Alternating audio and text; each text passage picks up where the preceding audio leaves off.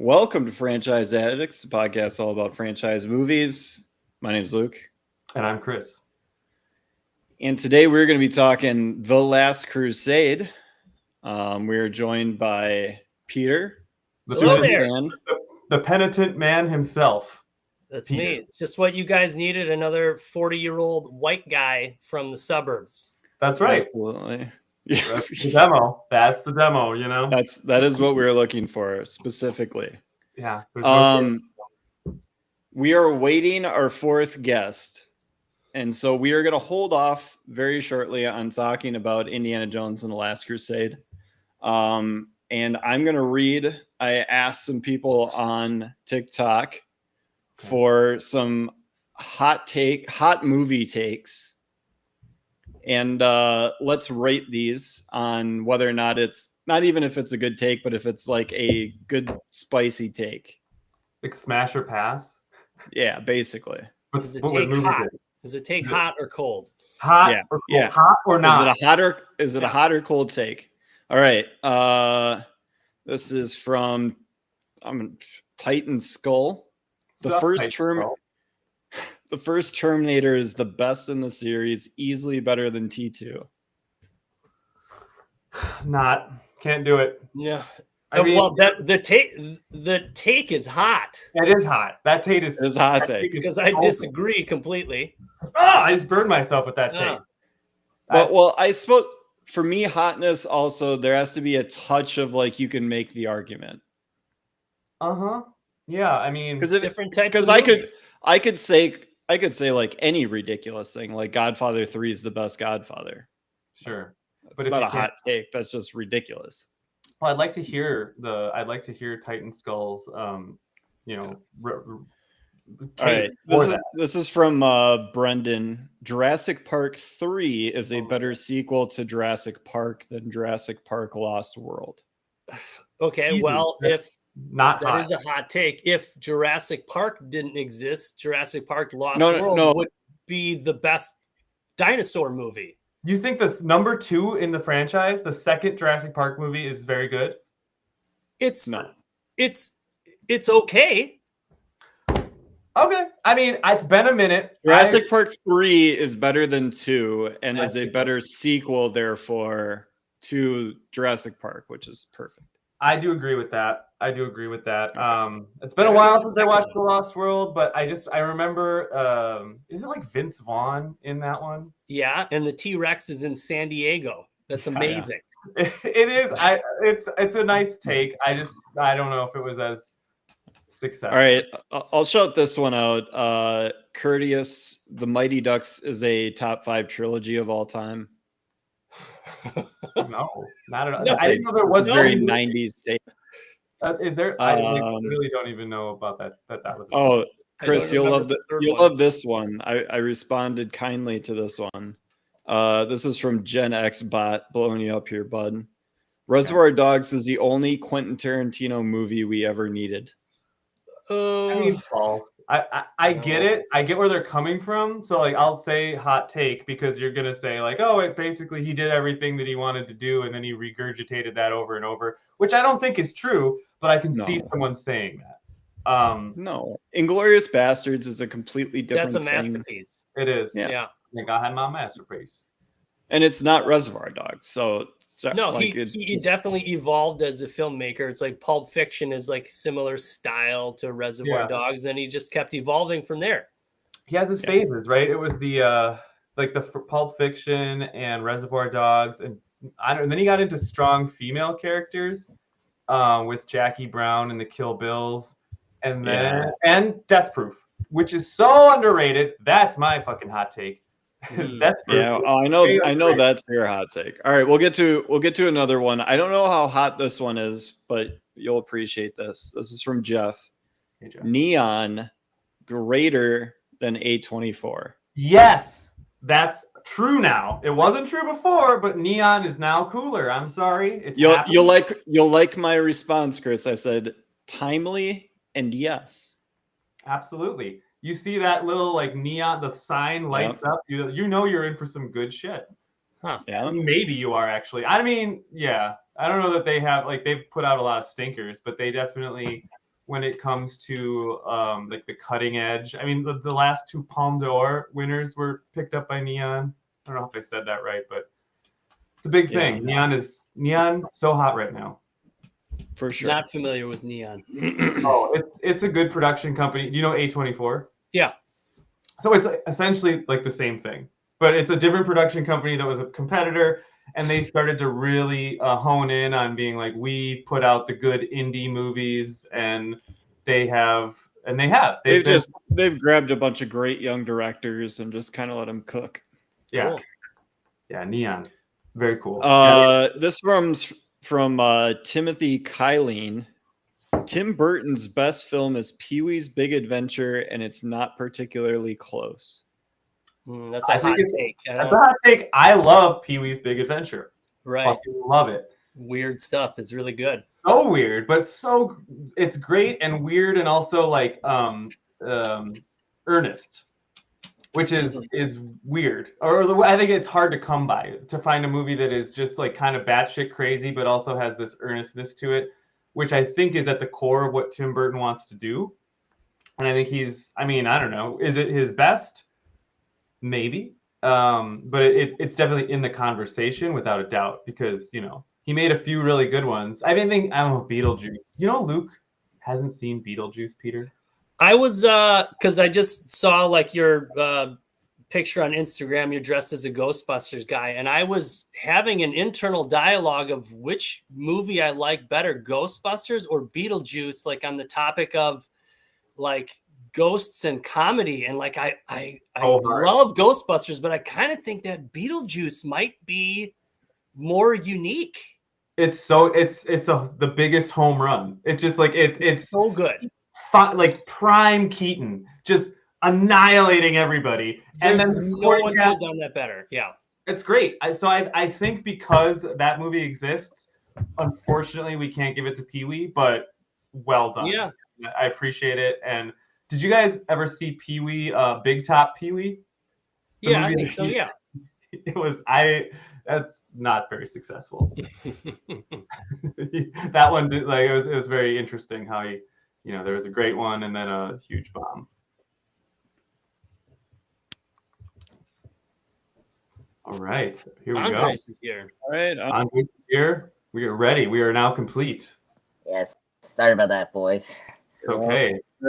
We are live, and we are getting into our conversation on Indiana Jones and the Last Crusade. So let's kick it around. We're at movie number 3.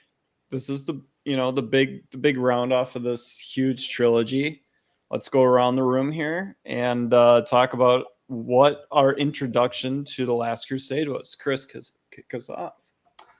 Okay, well, thank you. So being the age that I am, this was the first movie. I think I saw this before Raiders of the Lost Ark, definitely before Temple of Doom. I loved this movie so much. It was such a big part of my childhood, and I have not rewatched it for a long time. I rewatched Raiders a handful of times in my adult life, but I don't know how many times I watched Last Crusade. And I had so much fun. It was so nostalgic. And I kind of went in and I was like, whatever. Like, this is like the cutesy one this will be fine. I was just fucking delighted, grinning ear to ear the whole time, high-fiving myself. Like, oh my God, I forgot that the Nazi just rides the tank into the abyss. Like, so many things that I had forgotten, but were like these buried wonderful memories. I think that this one this is the most Steven Spielberg movie of the 3, without a doubt. This is like, he's starting to, he had already found what he wanted to do with these like movies about broken families, which he then continued to do forever and ever. But this one really handles that so well. It's like the perfect family action comedy. It's like very funny as well, at least to me. And I will give myself a bias here because of the nostalgia and because I hadn't seen it for a long time, but like it's a charming fucking delight. Thanks, Chris. Peter, how did you first see Crusade, and what does it mean to you going forward from there? Well, it's kind of the same as Chris. Definitely biased in that I think I saw this movie all the way through first. I think I was exposed to Temple of Doom when I was a really little kid, and there's some incredibly memorable things about that movie. But I think Last Crusade is maybe the one I watched all the way through first. I think I was at a sleepover at a kid's house, middle school, and we were playing Indiana Jones on the computer and watching Monty Python and the Holy Grail, which is a great double feature with this. Oh hell yeah! And then we watched Last Crusade, and yeah, it blew me away in terms of its charm and its pace, and it's my favorite of the three by far. Well, of the five. Sorry, I always forget about those other two movies, but yeah, it's my favorite for sure. Yeah, we can definitely forget about the other movies. I mean, but we won't. We'll actually be covering them next week. We cover them all because that is our quest, much it's like your Indiana job. Jones has. It's our job. That's absolutely my job. Andres, Last Crusade. So, yeah, I kind of agree with the boys here. Crusade is my personal favorite of the franchise. Let's be kind of honest here. We have many movies and TV. I'm not a big fan of Indiana Jones. I don't know, something about the character just doesn't latch to me. Because what's the job he does? The archaeologist. Yeah, that side. Professor. Yeah. Well, I actually like. Is that what you call archaeology or whatever? Yeah. And I don't know. It's also biased on the person. I like Harrison Ford more as Han Solo than Indiana Jones. It's just a personal thing for me. He's right behind you, Peter. Holy shit! Yeah, look, I know. It's not that kind of movie, kid. Yeah. But man. Go ahead. Sorry. Oh, sorry, Chris. Sorry. But just be very quick. I kind of agree with Chris. It's definitely the most Steven Spielberg of the Indiana Jones. Because the thing that I like about this movie over the first two, and then even the next two, I heard, is that this has an emotional hook that I really like. It's you got Indy and the father. That is such a highlight, and especially how meta it is, because Sean Connery or his role as James Bond was the thing that created the Indiana Jones character. And I just feel like that's such a cool way to, it was so cool that they actually got him here. And he's great. Sean Connery is the best thing about this movie. He's the MVP. A completely different role he has played some of his other roles you've seen, Untouchables and obviously the James Bond series. I love this movie. And I think this is what Force Awakens should have been. Something me and Luke, we kind of discussed before, that it does hit the beats of Raiders, but it doesn't do it in the way you're expecting. The thing that makes a difference is that you got an emotional hook to this than Raiders, because I don't know, you guys heard this famous thing. It's if you take out Indy, the movie goes as kind of planned, just because you have a hero in that story. You know what I mean? It's this weird thing. I like Indiana Jones in that story, but he doesn't how do you say, all plays out in a way, because he doesn't save the day. It was just the Ark that kills the Nazis there. But right, and that's a complaint, that if you take Indiana Jones out, the events of Raiders still take place in the same way. But doesn't he find the Staff of Ra and figure out the place to dig? He does. He does. This is a famous thing. I like Raiders. I think it's the best action film of all time. So I'm just I think it's more you could take it take it or leave it. It's the greatest action movie. Is it emotionally adept like this movie is?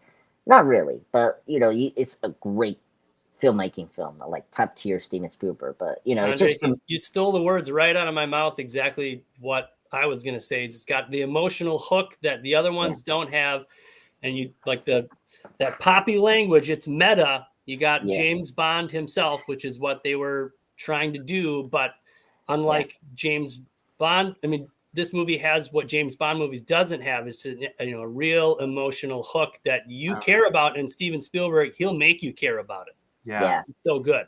And also be like, Yeah. and land a joke in the same scene that there's also like emotional gravity. Perfectly placed. It is like it's just like masterwork, and it's like the definition of a popcorn movie, but like just executed, so well, so skillfully. Luke, what about you? Yeah, I mean, it's. When did you see this first? Like where does this fall in the? You're a little younger than Peter and I are like the exact same age. We grew up we went to the same school and everything like that. Well, yes, more or less, same high school. Yeah. Not same grade school. But I knew you. Same high school. Yeah. Luke's younger. Luke, how did this affect you? I didn't fall in love with this one as much as the first movie. The first movie is just perfect, and I like Karen Allen. This movie is good. I've talked about the fact that I don't like the end as much as the end of Raiders. Other than that, I think they're kind of beat for beat, just as good as one another. Not that they're obviously copying from each other, but not in like an annoying bad way. I think it's good that they're very similar. But it's probably why I give Temple of Doom more credit, is because it does do something different. Because once you see the formula laid on top of itself again from the first movie into this movie, you're like, oh, you could have just kept doing this over and over and over. Like you just changed the MacGuffin, changed the girl, swapping the, father-son combo. The family story. You add that emotional hook, but otherwise, I don't know if you're hitting that father-son combo was tried with Kingdom of the Crystal Skull with Shia LaBeouf, and you're not going to, I mean, Sean Connery is the missing piece, man. Sure, but arguably if Kingdom of the Crystal Skull was like something more relevant from a MacGuffin standpoint, more like on topic, that story probably would have worked a little bit better, and that movie probably wouldn't be thought of as, for as stupid as it is. I like the beginning of that movie. I think the beginning is good. Yeah, and I think Shia LaBeouf's fine in it. Yeah. Like, it's not like he's offensive as fault. Indy's son. Oh. Yeah. I'm interested to see it again because I saw that once in the theater when it came out and then never looked back. So yeah, I've seen parts of it like 4 or 5 times. So like I know it decently well. But it's not something I look forward to. And then I haven't ever seen Dial. So I know I'm going in fresh to Dial too. Ooh, Dial of Destiny at the end. I do like the end of Dial of Destiny. So okay. Oh, really? Look forward to that. Okay. The Dial. it was one of those, that movie came out around the same time as No Time to Die. Maybe. And I saw that movie instead. Probably a good choice. Well, the theory about both of them was that Bond was going to die and Indy was going to die. Ooh, you'll I gotta find say, out. You'll yeah. see. Did it happen? You'll see.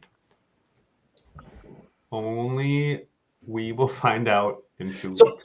I got a question about biases for sequels. So are there any other sequels out there that you guys saw before the original, and because of that you like it more than the original? Mine would be Die Hard with a Vengeance and Terminator 2.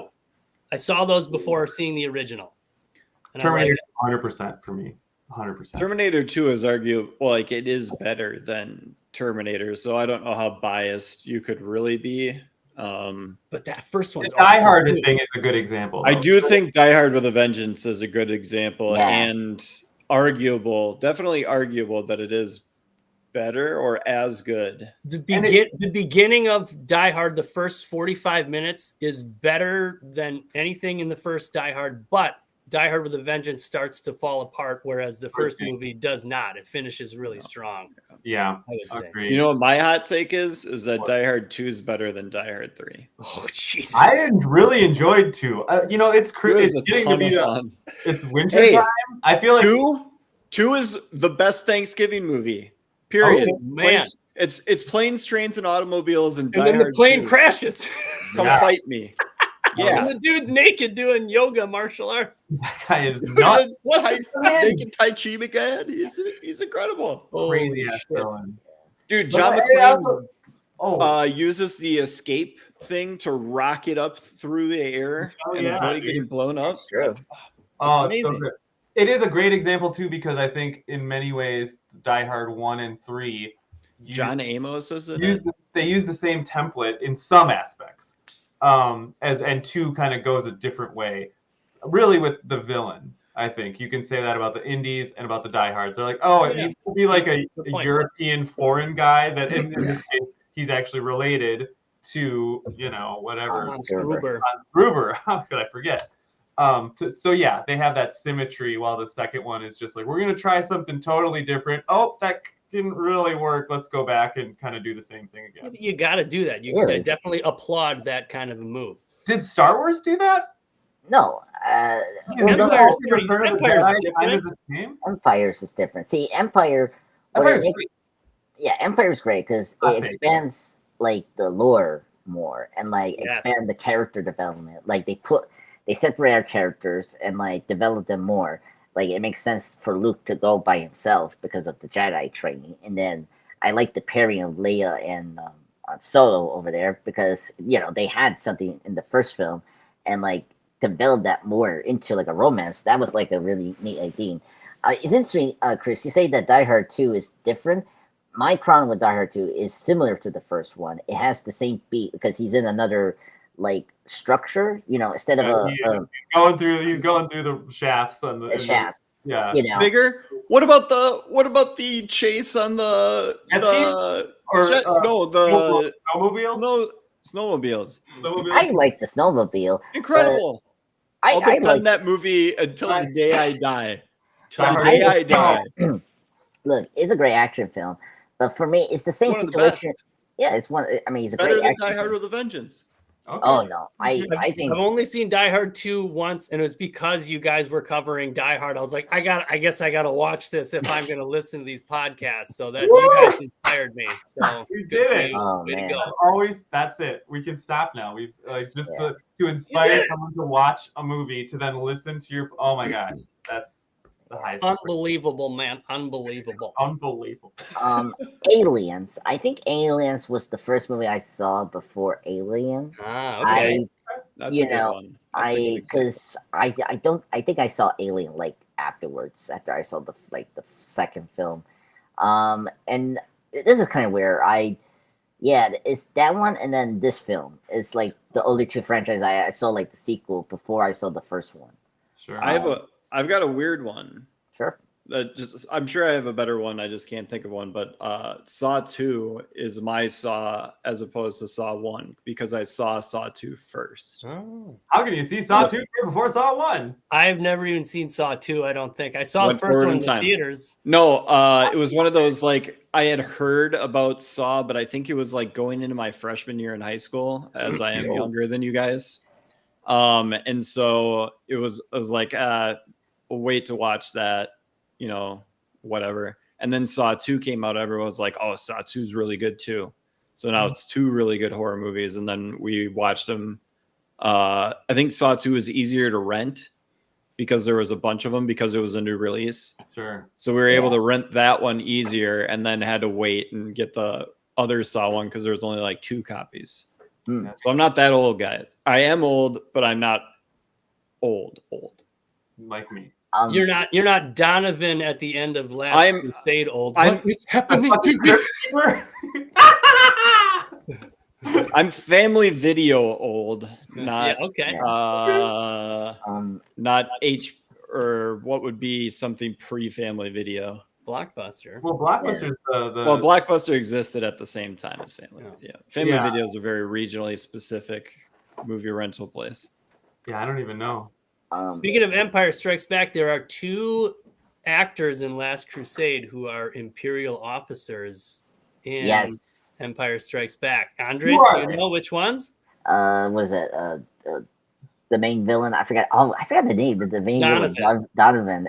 He was one of the Imperial officers that was doing the what do you call those the walking things in the The ice? walkers, the AT-ATs. The AT-ATs. And when you say like Vader, we're clearing everything. You'll be ready to go and landing in whatever many minutes. And like, You may start your landing. you're landing. That's That it. was that guy. When I didn't realize that was him from. Oh my god, the guy from Crusade. I was like, oh my Yeah. god. And then the guy who plays Hitler in Last Crusade, he is the Imperial officer that Vader chokes out via Zoom because he came out of Oh my. Lightspeed too close to Too the Hawk close. system. That is Wow. so funny. You can't. As clumsy I as mean, he is stupid. Because he's First giving off- it in confidence. can't do that. Second off, You can't choke Hitler. no. Whoa, Cool to choke Hitler. I suppose.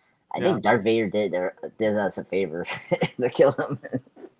Too late. Too late. Too late. Yeah, that's true. Yeah. Oh, Last Crusade, Indiana Jones, Steven Spielberg. He's a director. He directed this movie. George Lucas, he's a producer. He produced this movie. Frank Marshall also produced it. And Jeffrey Boam is credited with the screenplay. However, Tom Stoppard is now, as we look back into history, he did some doctoring on this script and apparently turned it from quite a clunker into a pretty excellent script. So Tom Stoppard, largely credited. I believe he passed away a couple weeks ago. Oh wow. That's- Yeah. So What very other stuff timely. has he done? Do you know? I don't know, but he is known as a famous Hollywood script doctor. Sure. Cool. Worked on a bunch of stuff, and most of the time when those guys are doing that, they do it anonymously, Yeah, and they'll never no talk credit. about it. Yeah, they don't take credit as like the main writers you see in the screen. They're just like So there's 100% like Aaron Sorkin material in other movies that he has just done for people because they've asked. Yeah. And like I know Fincher, I'm sure, has done shit like that, and like other like pretty famous writers do it all the time. So this movie had a $48 million budget, huge box office, 197 domestic, 474 worldwide. It was the number one movie in 1989 globally. And it is like just a capping to a monster trilogy. Made ton of money. Like I think over $1 billion if you combine all the box offices back in the 80s. We get the weird Sean Connery fact that he is only 12 years older than Harrison Ford, but plays his father. You're old enough to be her grandfather, for God's sake. Have you guys seen the movie Highlander? oh that Yeah, means it the is. Spaniard. Yeah, very similar character Sean Connery plays in Highlander. in Highlander to this movie. Yes, Okay. Does he have an umbrella and a fun hat? he No. actually he does. Well, yeah, he has a hat. I remember my Yeah. Charlemagne and the birds in the sky. That's right. Isn't that right, Marcus? Marcus is like, okay, I'm drunk or something's wrong with me. What's up with Marcus? Can we just Marcus didn't really have a big part in the first one, and then they made him this awesomely hilarious bumbling idiot, which is What great. is his role? What is his like? Why is he going on the mission? He's clearly know. like Well, not he's all clearly, I think he is all the things that Indiana Jones like says about him. He's just also a bumbling idiot. Is he like losing it? Is it like he's getting a little old? He seems like very childlike. And How does one get off this thing? no, the pen is Yeah. mightier than the sword. Henry. He's so excited to tell him that. Yeah. He's like, "Ah!" Yeah. He's just loving life. I would love to be. I wish like to live like Marcus. Seems like a great way to be. You know, he's just Lost happy. in his own museum. Yes, I love the show. So Spielberg got this as kind of an apology for Temple of Doom. No apology needed, man. He thought there was. He thought Man. that there was a lot of people that thought it was too mean-spirited, so he did a tonal correction, brought it back to kind of the warmth of the first movie. Back to formula. Mhm. Yep. bring back the formula. Back to formula. Andre's got it. The Templar Knight was going to be more supernatural. He was going to be speaking in riddles night, have some time dilation effects. Indy himself was going to do some aging, de-aging, kind of like Ash in Army of Darkness. That would have been sick.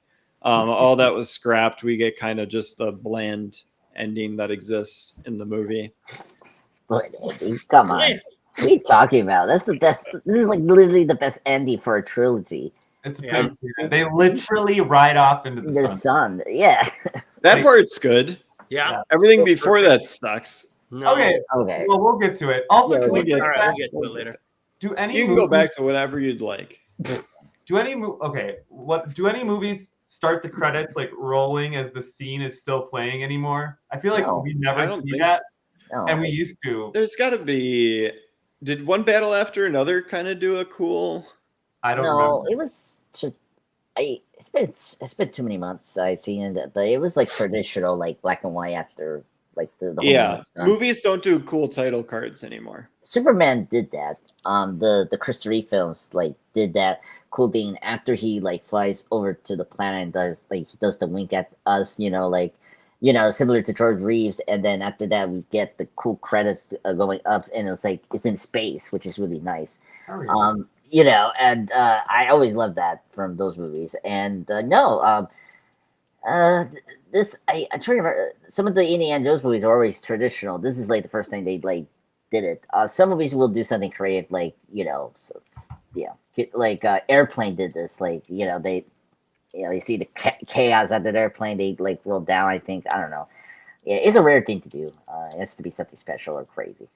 I love creative credits.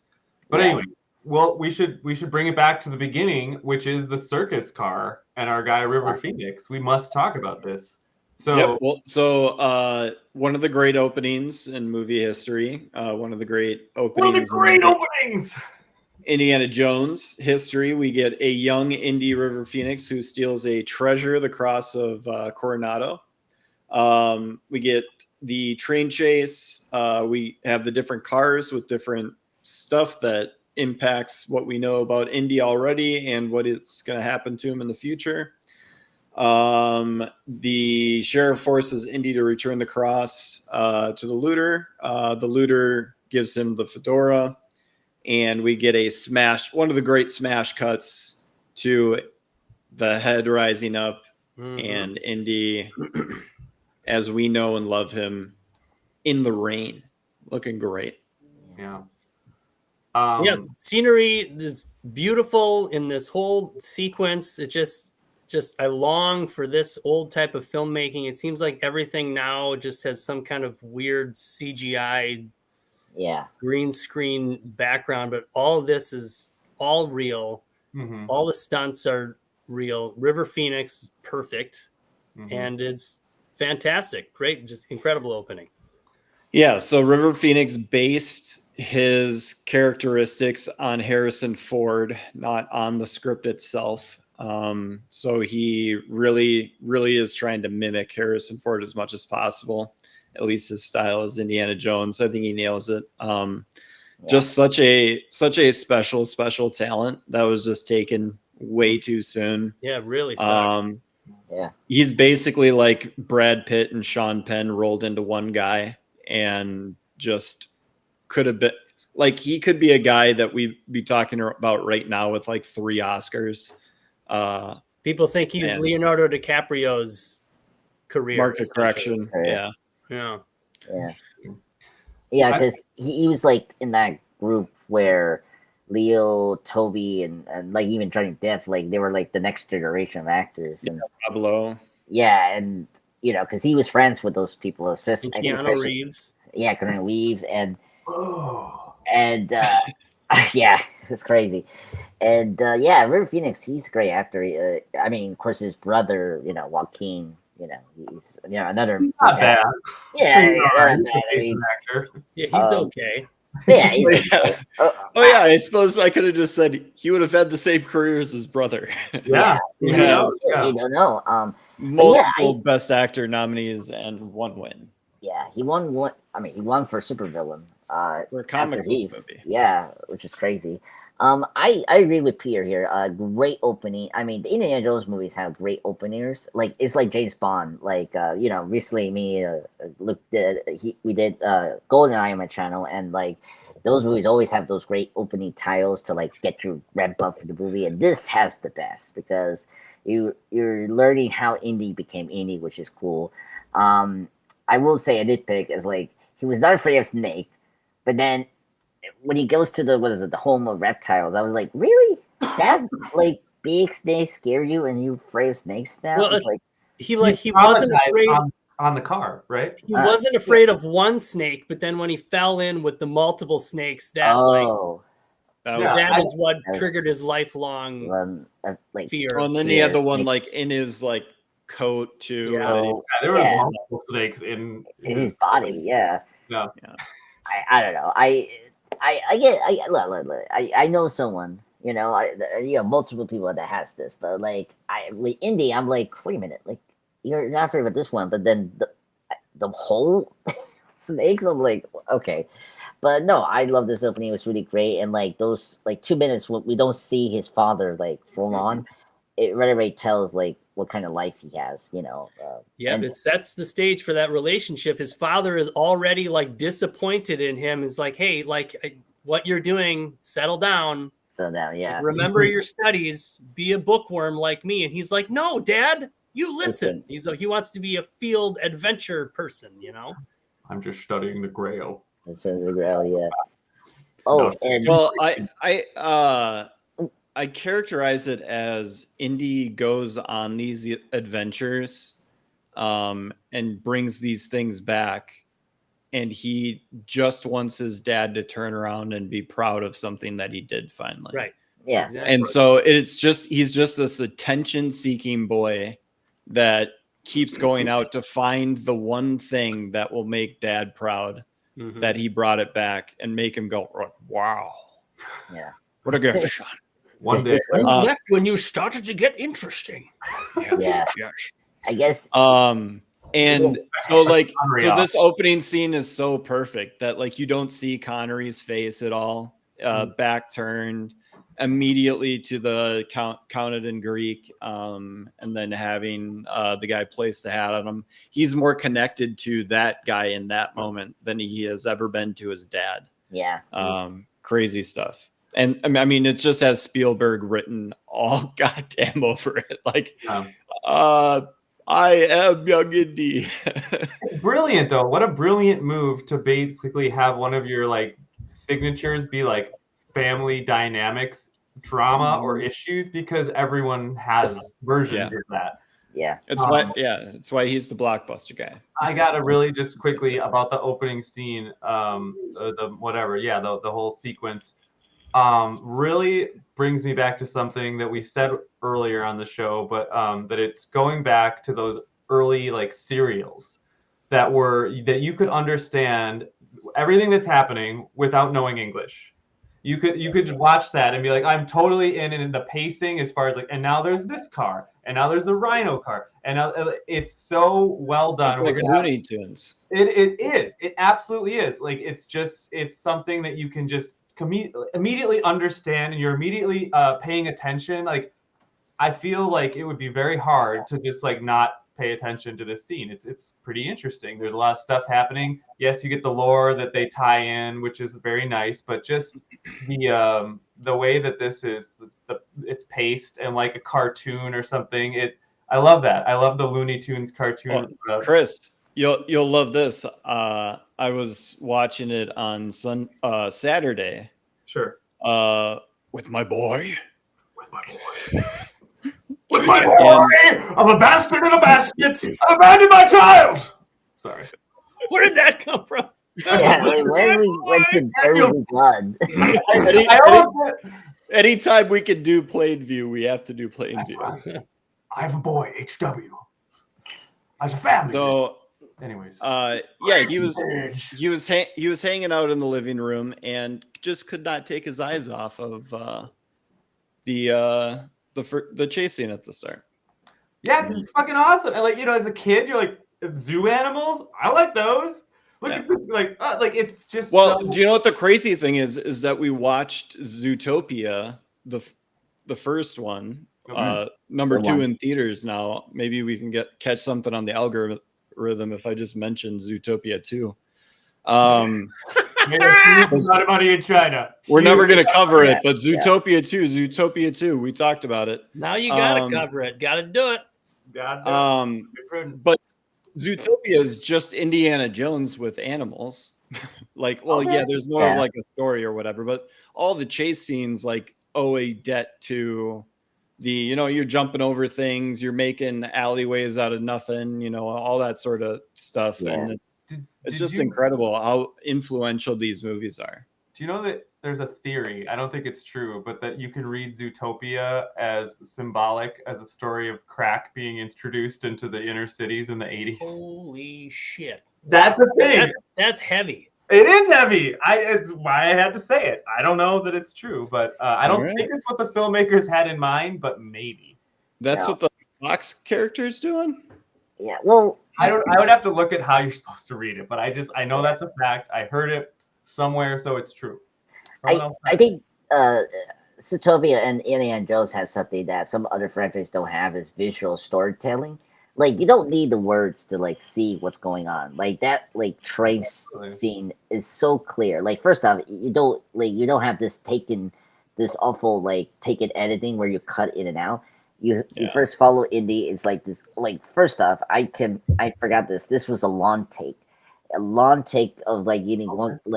walking to those train carts and seeing him. Yeah, it was like a silent movie looking Yeah. thing. Yeah. And it's really It was cool. like a Wes Anderson shot. Like, that's how it was blocked. Like, Yeah. it looked fake. Mhm. Yeah. on And the purpose. stuff that I think comes up in Spielberg's action sequences is that the bad guys are well defined, maybe in their costume, but he gives little moments to the bad guys, Yeah.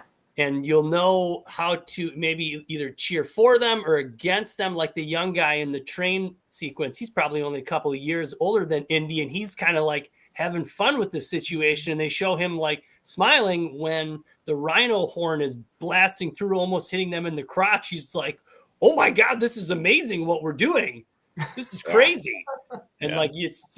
it's kind of fun. And then you've got the guy who Indy copied his look after. Yeah, exactly. That Exactly. was interesting. That was an interesting where you got the whip. Can you believe Yeah, this? the whip. Rhino horn about to hit my crotch. Can you believe this? Yeah, I know we're fighting right now. I'm gonna get to Gonna that. stab but, you in the can face. fucking believe this? Come on. Wow. Dude, Wow. Indiana Jones has been wearing punches since he's been a young lad. That man can you can sock Scrap. Indy right in the jaw and he bounces right back. And how cool to have fights on top of a train. I mean, I know it's the best. Yeah. but it's pretty cool. I mean, as a Mission young, Impossible, James Bond, they go back Yeah. to it over and over. You got to go back to the well, baby. yeah, it rules. So we return to Marshall College, where Indy's class has now gotten even more popular since he is the finder of the Ark of the Covenant. Anybody ever heard of it? He gets brought up by Donovan, who explains that they have found some clues to the Holy Grail. They are like, well, Dad has worked on this in the past. Let's go see him. They go to his apartment. It's been broken into. He's gone. They're still able to get the journal.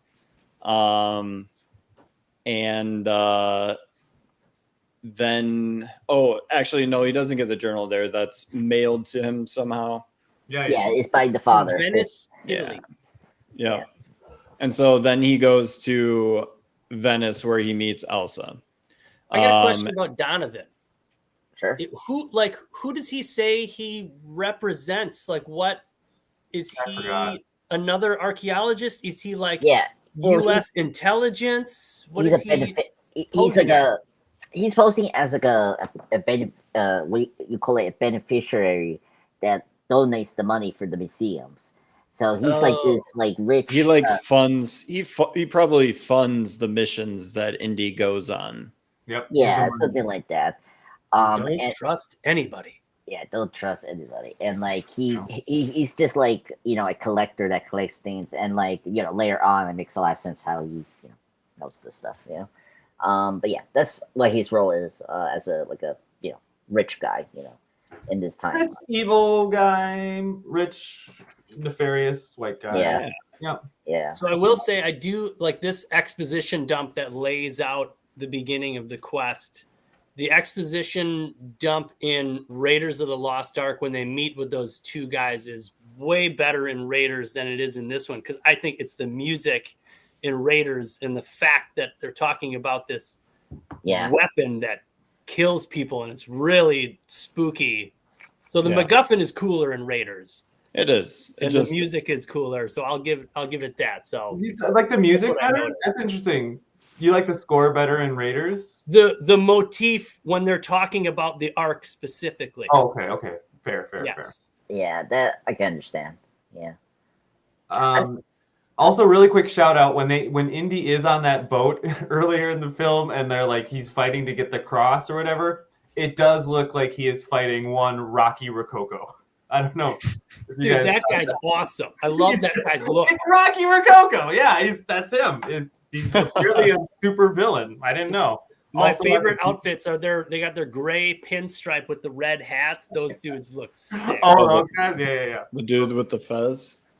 Yeah. Oh, they're the Brotherhood of the Cruciform Sword. We're getting to them. Hell yeah. So Indy, Marcus meet Elsa. They go investigate the catacombs under a library and church. This is where we get to the rats, and Scared to death of them. So gross. Eventually, they get to this stone tablet, and they match the rubbing to it and all that, and they're very excited. And then the Brotherhood of the Cruciform Sword guy, the guys with the red fez hats, drop some fire into the catacombs, and they go up, and an escape happens. Does anyone have an issue with the fact that Indy and Elsa had a torch around all this petroleum in the first place? This is a major nitpick that I have with this movie. It makes no sense because petroleum is gaseous and flammable. So what? They would be able to probably smell something too. Like whatever is flammable would have more than likely. Shout out. Yeah, I mean, you have to take it like movie logic sometimes. It's like, oh, how convenient that you're in this, but then all of a sudden when the guy's up there, just the one drop of fire and then it just like exploded. It's like, wow, it's just convenient. I'm telling you what, guys, I hate snakes like as much as Indiana Jones. Really? It's not a bit. I hate snakes. These rats, I would not be able to tolerate that noise. Yeah, what is that noise? There was a moment where is that the noise that rats make? They're like, they're probably just like eating each other at the bottom. Make that noise. I stay away from rats, dude. Have you spent a lot of? Do you know rats? I studied mammals in college, so like little rodents, little shrews. There's common shrews around here. Like if your cat gets one and it's not dead, it will squeak like crazy. Oh man. Not a fan of the rats down there. I'm gonna write about that in my Grail diary tonight. I mean, we all have one of those, right? You have your normal diary, you have your Grail diary. I have it in digital.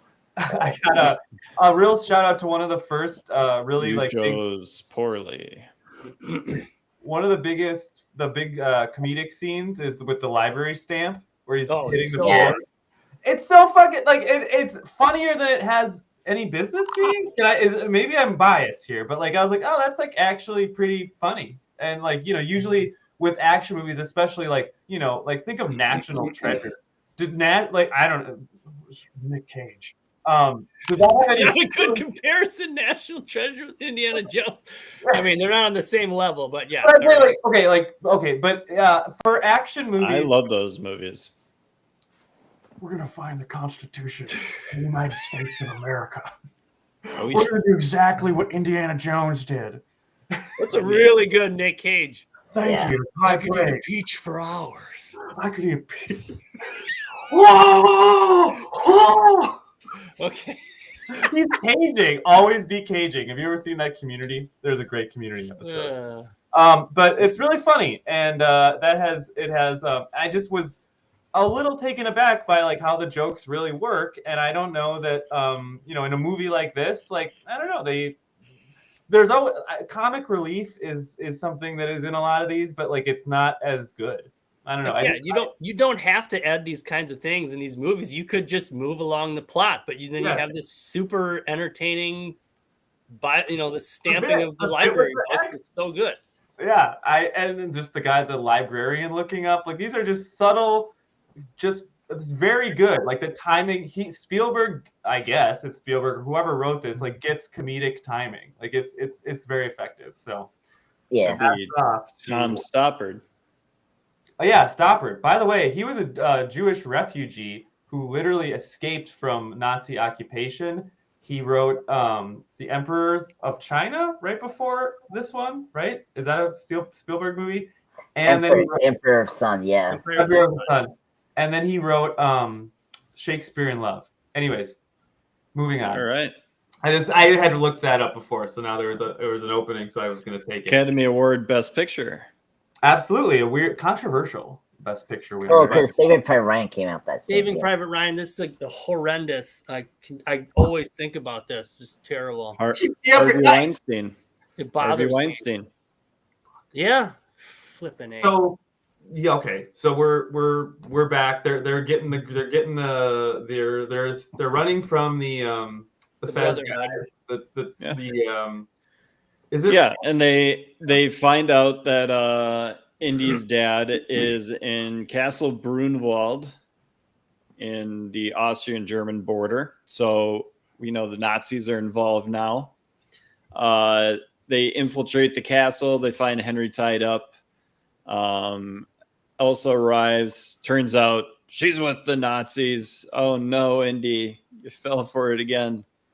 Donovan and Vogel appear. Henry is shot to force Indy to help him. Indy and Henry escape via motorcycle chase with the sidecar. So cool. Yeah. Did you like how Kazim is that guy's name? They try to kill each other for like 20 minutes, and then after they're like, "All right, will you just tell me where my dad is?" Like, "All right, I'll tell you." Like, and they just immediately are like, "I know we almost were murdering each other, but business is business. Let's just talk." Like that guy's badass. Him and Moldaram they both have good lines when they're facing off with Indy, and like, you think Indy's gonna die. Moldaram probably has the best one. He goes, "The stones will be found. You won't." That's so good. Yes. And then this Kazim guy goes, "Are you ready? I am ready." And he says, "My soul's prepared. How's yours?" Yeah, that's a good line. That's some good. He's ready to die. I fucking love it. Yes. And I also like Dr. Elsa Schneider. You said go between them. The boat chase. Yes. Oh, I love the boat chase. Yeah. Horny ass Indy. Dude, he's on her right away. Fraulein, may I put a oh my God, flower on your breast? I never noticed that when I was younger, but I watched it again. I'm like, dude, he is on her like a dog. Immediately. Like does he have a sex addiction? I don't know. But yes. Like, can you stop it, you guys? We got business to do. Got important shit going on, but dude, he was on Willie from the moment he saw her. Like, he was nagging her. He was just like, this man. I mean, he raised Marion from a child up to an age of consenting, hopefully. I feel like Indiana Jones maybe was on Epstein Island. I don't know, but oh boy, check the flight records. Yeah. But yeah, I love, cool. You get a little speedboat chase. Not a big part of the movie, but super cool. And then, to the motorcycles, just so many. And again, this is the inner child. It's just chase. Yeah, it's the chase on a chase on a chase. Everything's running away from something. And the little action, like little moments in the action scenes, they have 12-year-old kind of logic, just very simple stuff that's so good. Yeah. Like for example, putting a spear in the spokes of a motorcycle, like what's going to happen? Yeah, It's gonna go that was a cool flying. one. Or stuffing a rock Putting in a rock? a tank. Yes. It's It's awesome. And you're watching it as a young boy and you're like, that kicks ass. I would do that too. That's what would happen if you did that, right? Yeah, you just that's how you beat the Nazis. That's fine. That works that way. Yeah. I love it. Yeah, it speaks to me. It's like Red Dawn. Oh my god! You guys ever see Red Dawn? Not in a long time, but yes. Yeah. So yeah, it's like the Soviets or the Chinese or whatever finally invading mainland United States of America. Yeah. And these kids from a town out in Colorado take up into the hills. Patrick form a militia. Wolverines. Yeah. Yeah, Patrick Swayze's in it. Charlie Sheen. Oh yeah, the Swayze star. Oh, Jennifer Yeah. Grey. But it's too. every 80s. every young man that has ever watched that movie is like, guys, I know what to do now. If it ever happens, happens, bro, I got it. I feel ready to be an adventure guy now. And I feel like I can do that. I got the hunting rifles. We're all good. We're all good. Don't worry. And there's a little trivia for Red Dawn for the 84. That's what we're talking about, where that's the first movie that has the PG-13 film rating, because after Temple of Doom and Gremlins became a hit with the parents, so complaining about the violence. That was, Steven helped, with the MPA to create this middle ground for films that was a little family, but it could be adults. So that's how we got the PG-13. And Red Dawn was the first films that got that rating. So. Yeah. Don't have them anymore. They're not that common these days, but I mean, for a while. I don't know what's PG or PG-13. It's okay. Yeah, I don't care anymore. Now that I'm an adult, I can watch whatever I want. So I don't know. Yeah. I'm like, if it's NC-17, I can watch it. Yeah. You're free to do that. Terrifier. I can do that on a Tuesday night. Terrifier doesn't have a Terrifier whenever I want. Yeah, it's unrated. I can watch Hobo with the Shotgun tomorrow. Oh my god! You don't want to watch Salo? Oh no!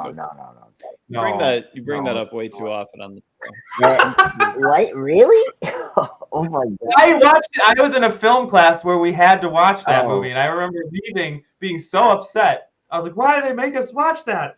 That was horrible." When we're finally able to hire a producer that I can just make do menial jobs to make content, I will have him go through all of our episodes and pull out the audio of you mentioning that movie.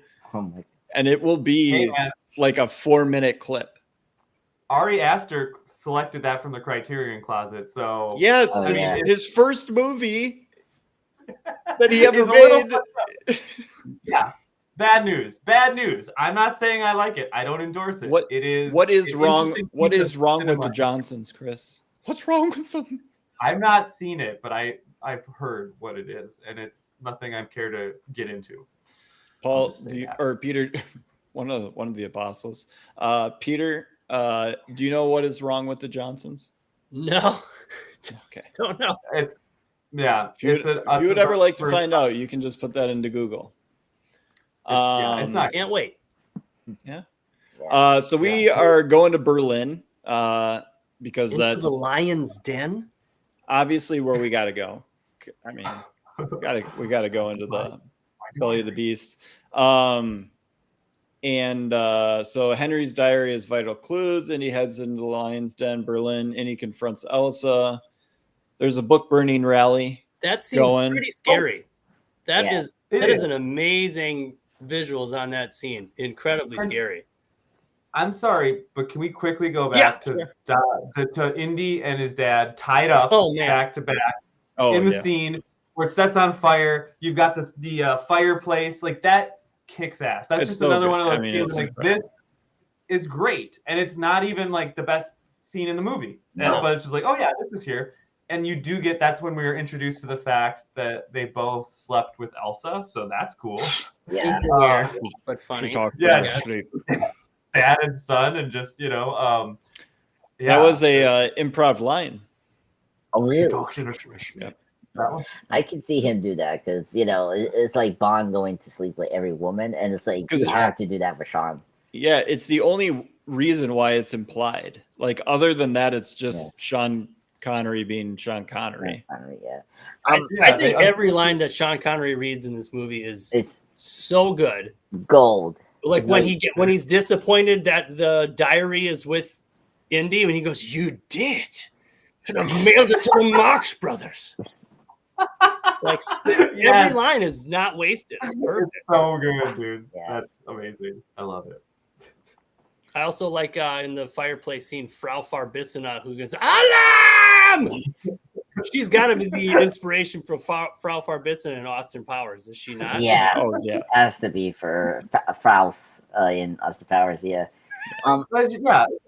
Oh, it's a great physical set piece, right? The revolving fireplace, and what they make use of it, right? Like they're gonna have this cool prop, then they're gonna use it this way, and they're gonna use it that way, and we're gonna switch it out when we're fighting. Like it's very, very they're just getting the most out of it, escalating it constantly until it's reached a climax, like just masterful. One thing I want to say about this part is that because we've been waiting to see who Sean Connery is as the dad.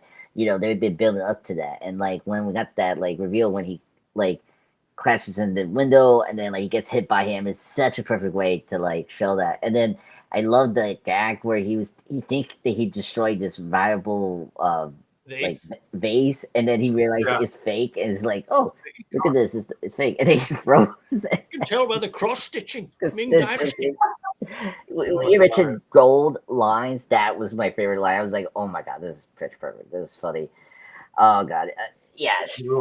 That scene, I agree with you, Chris. That scene with the fire and like all that is just so perfect because you see the relationship right away. It's like, oh my god, like and it's funny. It established it, like it furthers the dynamic that they're trying to talk about, and it's funny, and it's also a tense action scene. Like it's got to quote Stefan, like Luke did last time, this has everything. Yeah, literally. It's got the dynamic where he's disappointing him and also impressed by him because Indy is telling him about getting to the tomb, and just the look on Dr. Jones Sr.'s face is just like, you did it, Junior. He's he's happy with him, and then the next moment he's disappointed with him. So it keeps going back and forth. Yeah. And he's like, don't call me Junior. And then he takes a gun and kills 3 people. You did. I can't believe you did that. He's like, yeah, Dad. I'm angry, Indy. Damn it. And then he does the Christian Bale. He says, where is she? Yes, he did. Or no, where is he? Or something, like he does the Batman line. Oh, so like, God. we see you. Harrison could be a good Batman. Back that time. People were trying to kill us. Happens to me all the time, Dad. Brand new experience. Damn it, Dad! I'm not a doctor. I'm a professor. Oh, has anybody looked better in black SS attire than Harrison Ford? Oh, he looks good. Yeah, I mean, he fits right in. He does. I might say. He gets the journal signed by Hitler. That's with a pencil. Yeah, that's definitely a Forrest Gump type of yes, thing in the movie. It's like he just happens to be the most famous person of the time. Yeah. Gets an autograph. Pretty funny. They hop on board the Zeppelin. Another iconic Zeppelin thoughts. Yeah. I forgot this scene existed, like a bunch of scenes in this movie, and I was like, oh my god, this is great. I remember this. They're, great, huge set piece, huge blimp, that has a fighter jet on the bottom of it. That was so wild. With the keys in there, it's like, yeah, you're good. Just like you need to fight other people with a machine gun. But yeah, and then that the movie Up would later steal. Yeah. Oh yeah. Well, I mean, okay. What Up steal? Well, because the villain in Up has a blimp as a travel thing to the paradise. He's looking for the bird. That's what Luke is mentioning. I'm like, Yeah, but like it's not. There's also a plane that comes out of. Now there's multiple planes in Up, but there is a plane that comes out of the blimp. It doesn't have dogs doing. It's all about the first 10 minutes. Yeah, it's Up. all Yeah, but it's a about- fighter. It's the a rest of fighter it was plane just coming okay. out of a blimp.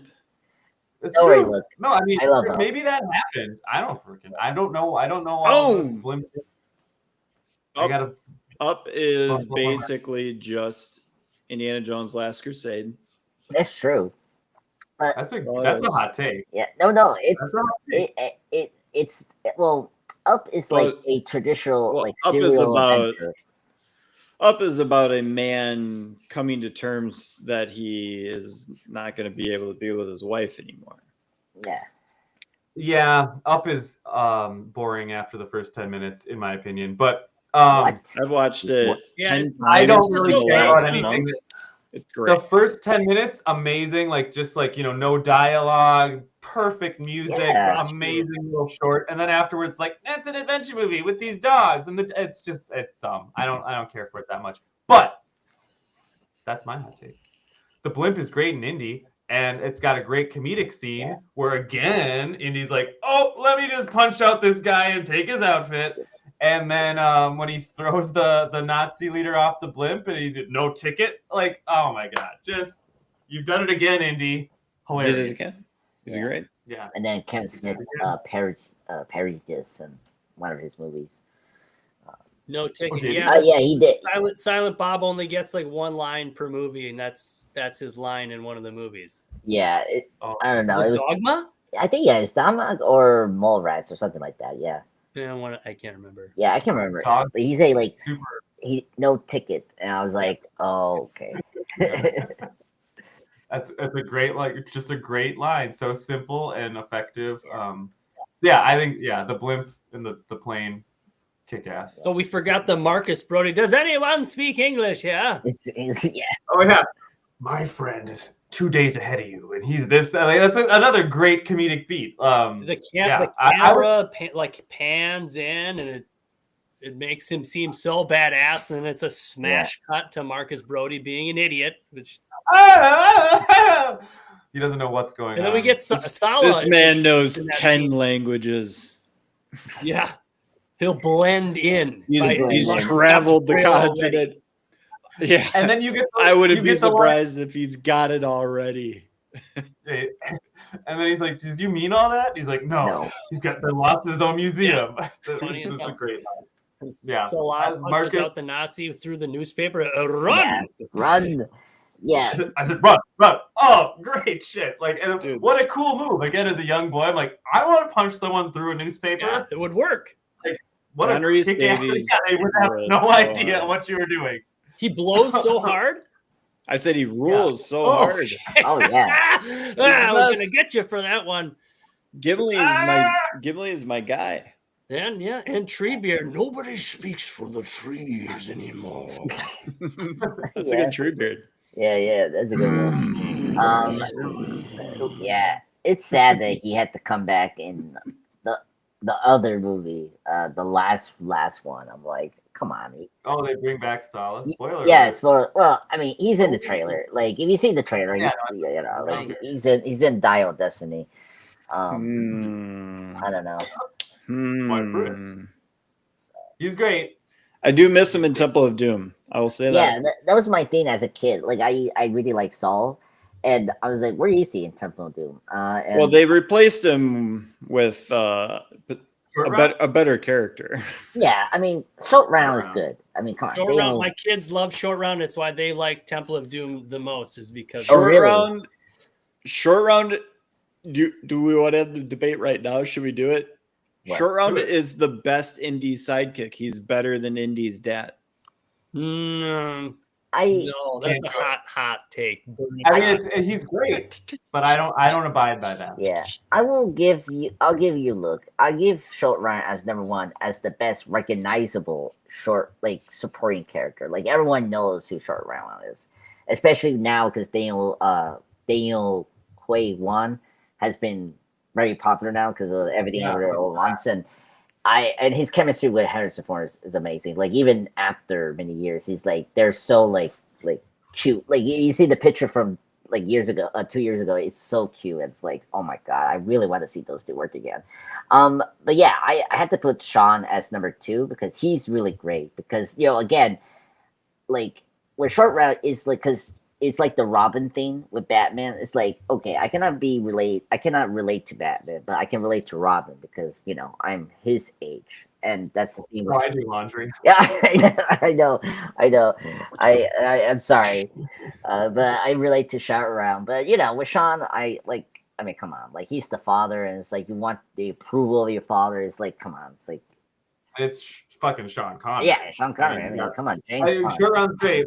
It's funny that Indy's like, I want to teach you how to disrespect women. Yes, see, this is what I'm. Okay, go. This is what I'm saying. I think Sean Connery is better because he's like an equal to Indy. He's he's better. He's better with the books, but he's not as good with the action. So it equals out, and he's like on the same level. And otherwise, like his sidekick is a little kid or like a woman that he's talking down to because he's chauvinistic. Yeah. God damn it!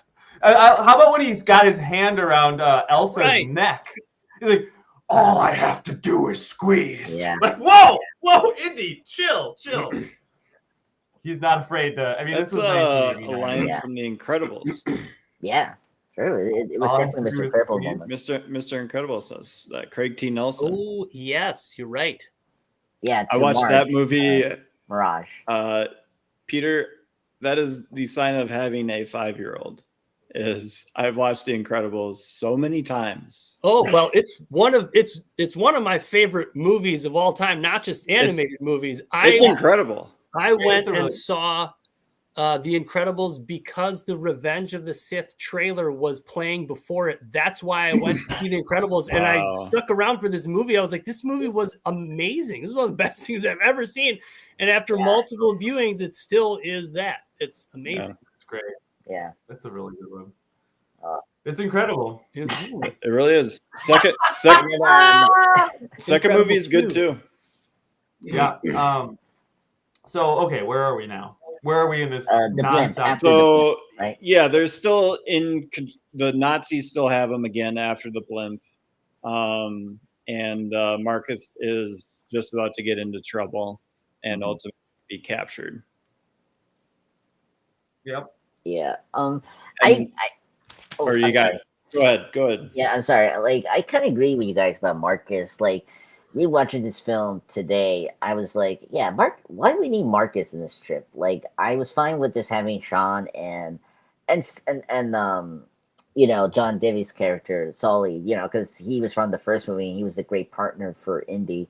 I don't know why we need Marcus. Like, he doesn't do anything like special in the plot. He's comic relief. He's getting the gang back together. But like, as you were saying for Pierre, it's like they have great comedic mix with the dad and the son. And I don't know though, Connery and him can like just do different stuff that him and Ford can't do. Yes, they have that. They have a little handshake. Genius of the restoration. Resuscitation. It was so good. They're in a tank with Nazis and they're captured and they're doing a handshake. Like, what the fuck, you guys? Do you understand? No, they don't care. They're British. They're British. Yeah, I mean, they kind of fight. Yeah. I don't know. I just think Marcus here was just kind of like buffoonery. Like, I don't think we need him to be part of this. Like, he could have easily done for it. All right. Looks like he is just drunk out of his mind or something at all times. He's like sweating and like out of his eyes, like he's not quite sure what's happening. Like Marcus is blacked out. This is what we know. Like, you're just like Marcus needs a stiff London rain, like to really just balance his pH of his skin out. Just really get him back to normal. He's soaking in a martini usually. Yeah. Oh, chicken, not stir. Please. Hello. And then we get to, I'll spoil this a little bit. This scene is incredible. We get to the tank chase scene. We get to it going off the cliff. Everything in between. Horses are involved. Camels, unfortunately, are involved. Let's I talk said no about camels. That's 5. Can't you That's come? 5 It's for camels. conversation with my brother-in-law. Brother-in-law. I got a great deal. That's like, you don't need to have this stuff in the movie, but putting it in, giving all these little moments is absolute masterpiece. Even when Salah has never met Indiana Jones's father, he goes, "Father of Indy," and then like saves him off the tank. Father, Yeah. What are you doing? That's so great. I want my son's friends to call me like Father of Caleb. I really would love that hint. Oh, that's Father so of Indy. Oh my god, yeah, it's great. I mean, it doesn't have to be there, but it is, and it's all right for the it. hat may give it away, but I love a man on a horse. So Indy on the horse, chasing after, just it's awesome. Something that we're missing in Temple of Doom, just riding an elephant. But yeah. gets back on the horse. Everything in the tank is incredible. Yeah. So You good. got multiple bad guys who get their own little moment. You got the tank driver who like enjoys causing pain on people. And then you got the one guy who's like, the Americana, he's camping with the 6 CD changer in the trunk up there, you know? Yeah. Vogel, who's played by Michael Byrne. He's like the main Nazi guy that he's fighting. Man. Yeah. Yeah, the guy that's He's very over the edge. By the way, that guy is just cooking this entire scene. Yeah, he's Yeah. great. Anytime the camera's on him, he's just like, I am the best actor here. yeah. He's great. Boris He's Jones! Yeah. Yeah. When he was, not that one. oh god, I So hated good. that character because he was slapping the dad like Yes. 3 times, and I was like, With, Out I'll slap there. you with the glove. yeah. slap you And then again. he grabs his hand and is like, oh my god, thank you. I was like, I feel like the Dr. Nazis Jones. did worse things to people. yeah, I'll slap you with a glove. Tell me. Now tell me. Like, oh gosh, my hand this slightly hurts. He was throwing a little mustard. I saw a little wrist snap, like giving someone Yeah. a rat tail. Like there was a little kickback. You're goose stepping Yeah. morons who should try reading books instead of burning them. I love that. That line was just like, yeah, because books, because nobody that's mentally ill ever reads a lot of books. yeah. What? Definitely, they don't read. But they write manifestos, I guess. Ted Kaczynski, raise your hand. Good old. But Ted. anyway, it's What a good idea is Ted Kaczynski. I mean, was he right about technology? If it wasn't for the Sure. bombs, Yeah. a lot of great ideas. Yeah. This tank scene. He just didn't bomb the people and just like, yeah, I mean, honestly, like there's truth there, but that's not this type of podcast. No, we're talking Horrible about criminal. fighting on I'll put a cap on that. Horrible criminal. horrible criminal that did have interesting takes on technology and did maybe predict the future. Chris, stop. Oh, Chris. Pretty bad. He's looking bad, The dude. YouTube algorithm is not going to be good for this one. Yeah. Horrible. Stop! Please person. stop! Zootopia 2. No! Oh my God! Do you hear these guys? They're Kaczynski apologists. Oh fuck! Oh, No! Couple of good Although we'll ideas. be Couple of good that one. ideas. Couple of the ideas were intriguing. he's still going on it. Oh my god. Lars von Trier said that about somebody, and he got in big trouble. Oh, wow. Keep it to yourself. You got Lars. Indy shooting through 3 Nazis with a Luger, Oh, that moment which was is great. cool. Which Looking at the gun too. Yeah, got pop kind of quiz. Spielberg uses that again in another movie. Which movie? But to the opposite effect, Oh, very horribly. what's it? Schindler's List. Oh, really? Yeah. Right. There's a scene where Nazis shoot through some people just to see how many people they can shoot through with the Luger. So that was I recognized that. I was like, whoa, that's interesting. It's not good. When I was on the set, I thought this is something fun I did before. Yeah, in let's- Indiana Jones. So I thought I would do it again on Schindler's List. Yeah. That's how he got the Oscar. That's because of that scene. Like, oh, whoa. All right.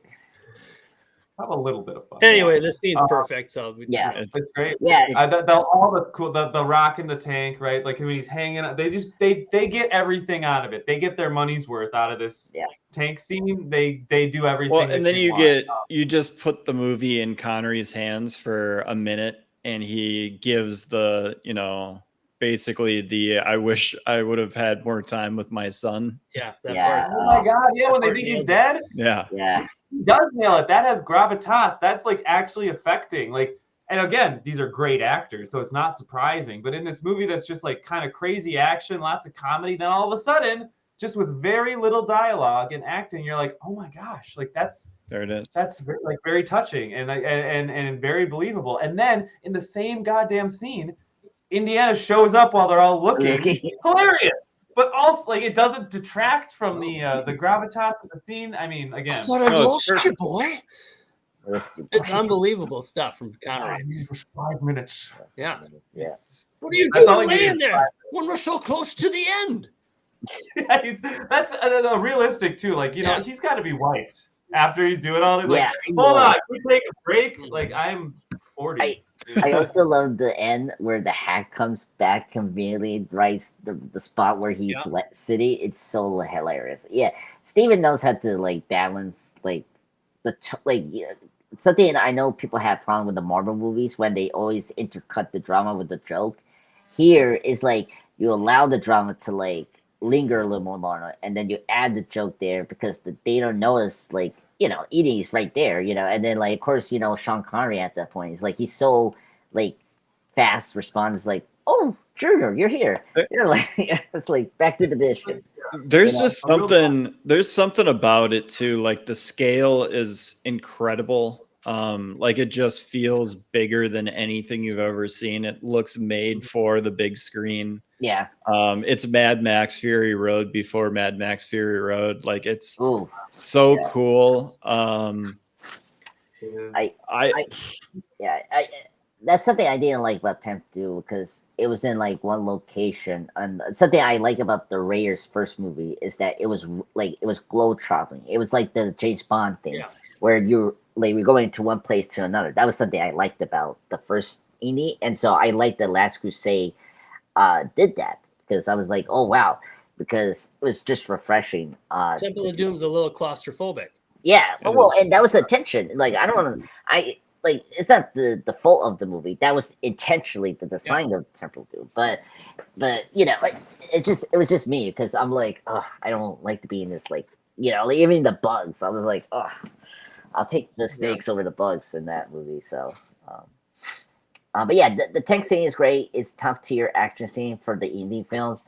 This and then the second, or it's tied to the Temple of Doom thing with the we call it like the mine shaft. Yeah, is really iconic. I cannot it's even the rides based on that is so iconic. I think I'm gonna do a little put my critic hat on. do it.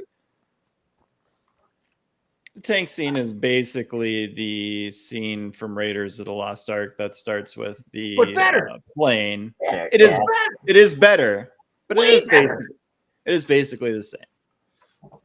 Well, that's what we do. That's what this movie does. It kind of like takes the first one and I argue that it makes it better. Yeah. Like you have the best versions of Raiders of the Lost Ark is Last Crusade, which I think since and thinking about this from when I experienced Last Crusade and everything, and then the age I was, it makes perfect sense why this is the great Indiana Jones movie, kind of like Raiders. And then you watch Temple of Doom and you're like, this is weird. Yeah. And it's the other. I guess I went to say the others are so good that even Temple of Doom, which is a very good action movie, pales in comparison because these others are so good. Yeah. And last but not least, Spielberg, I think, master of tone. We're talking about the the action and the comedy and the series. Like I think all that speaks to this guy really knows how to do tone, and it never feels off, even though he's juggling a lot of different stuff. So yeah, that's take scene rule. Yeah, that's something he's great at. Even the worst films, they're so consistent. Like I like the Lost World, Jurassic Park. That's my guilty pleasure. And Peter, oh really? Awesome, Peter. It's the second best dinosaur movie behind. We were just talking about this. That's so crazy. Yeah. Someone brought that up. Yeah. What I like is because Steven keeps at least the tone consistent. It's dark, but at the same time, he does add the comedy and all that, and the action there is really great. That's my problem with the newer like Jurassic Park films. It's like they don't like know how to be serious, but then they go way over the top with their comedy and whatever. I don't want to get into that. They don't hit. They're not made by masters. Yeah, exactly. And I think that's the issue. I like God bless James Mangold. He's a great director. I love him. And Logan is a great film, and Walk the Line and 310 to Yama, great remake, but he's no Steven Spielberg and Dial of Destiny. I just felt like he didn't know how to balance the action and the tone that like Steven did. Like even I seen Kingdom of True Scroll, like despite its faults, it still feels like an Indiana Jones film. Like it's still indie, film. Like you still get Steven doing his thing. It's just the story is like, when you guys get to it, it's a little hard to just, but no, it's too much. This movie, like Crusade is bigger than Raiders. It's obviously bigger than Temple. Like it just in scale and like the goal of it, like the ideals of it, like it's just bigger. And like they just took the wrong thing to make bigger in Crystal Skull, which is like, well, what if we made it space aliens? You're like, well, I guess, man. What were the Soviets trying to do with the alien stuff in Kingdom of the Crystal Skull? I don't even remember. I don't remember either. Some nuclear thing. Yeah, because it was in the 50s, right? Like they think that they were going to like it's like Welcome to Darius. Like they think they want this alien thing. Not spoilers, but Welcome to Darius. But like there's a story where the government thinks they controlled Pennywise to do something because of a historic thing. And so the Soviets thinks they can control the aliens in the Kingdom of Crystal to like defeat the U.S. or something like that. You can't control the aliens. Yeah, like, we know this exactly. And movie poster right behind Luke. Yeah, and I don't know. And to be fair, I don't want to rewrite Kingdom of Crystal. I think you could make it work. My problem is like I just wish they commit that they were aliens. Like I don't need this bullshit. You can 100% make that movie work. You just have to write it a little bit better. You have to change what the quest is for. Like there's so many you could do. It's just a stupid premise, and if it was pointed in a better direction, do anything else from history. You have the entire history of the world to go from. Like pick something, and do that. Was that a George Lucas story? Yes. The Kingdom of the Crystal Skull? Yeah. Yeah, and he sucks on it. Yeah. He tried to do some stuff and they hated it. I tried to do the prequels, they hated it. Midichlorians, they hated it. Jar Jar Binks, they hated it. Well, now I got $4.5 billion. I hate myself, I hated it. But maybe they won't hate this, I mean they hate it. It's hot. It gets to my face and hands. I get what you're saying, Peter. What's crazy? Well, no. So George made the story with another writer, I think from the TV show from the Young Indiana Jones, and David Koepp. Now, David Koepp is the Jurassic Park writer that did the first two, and he came back with the new one.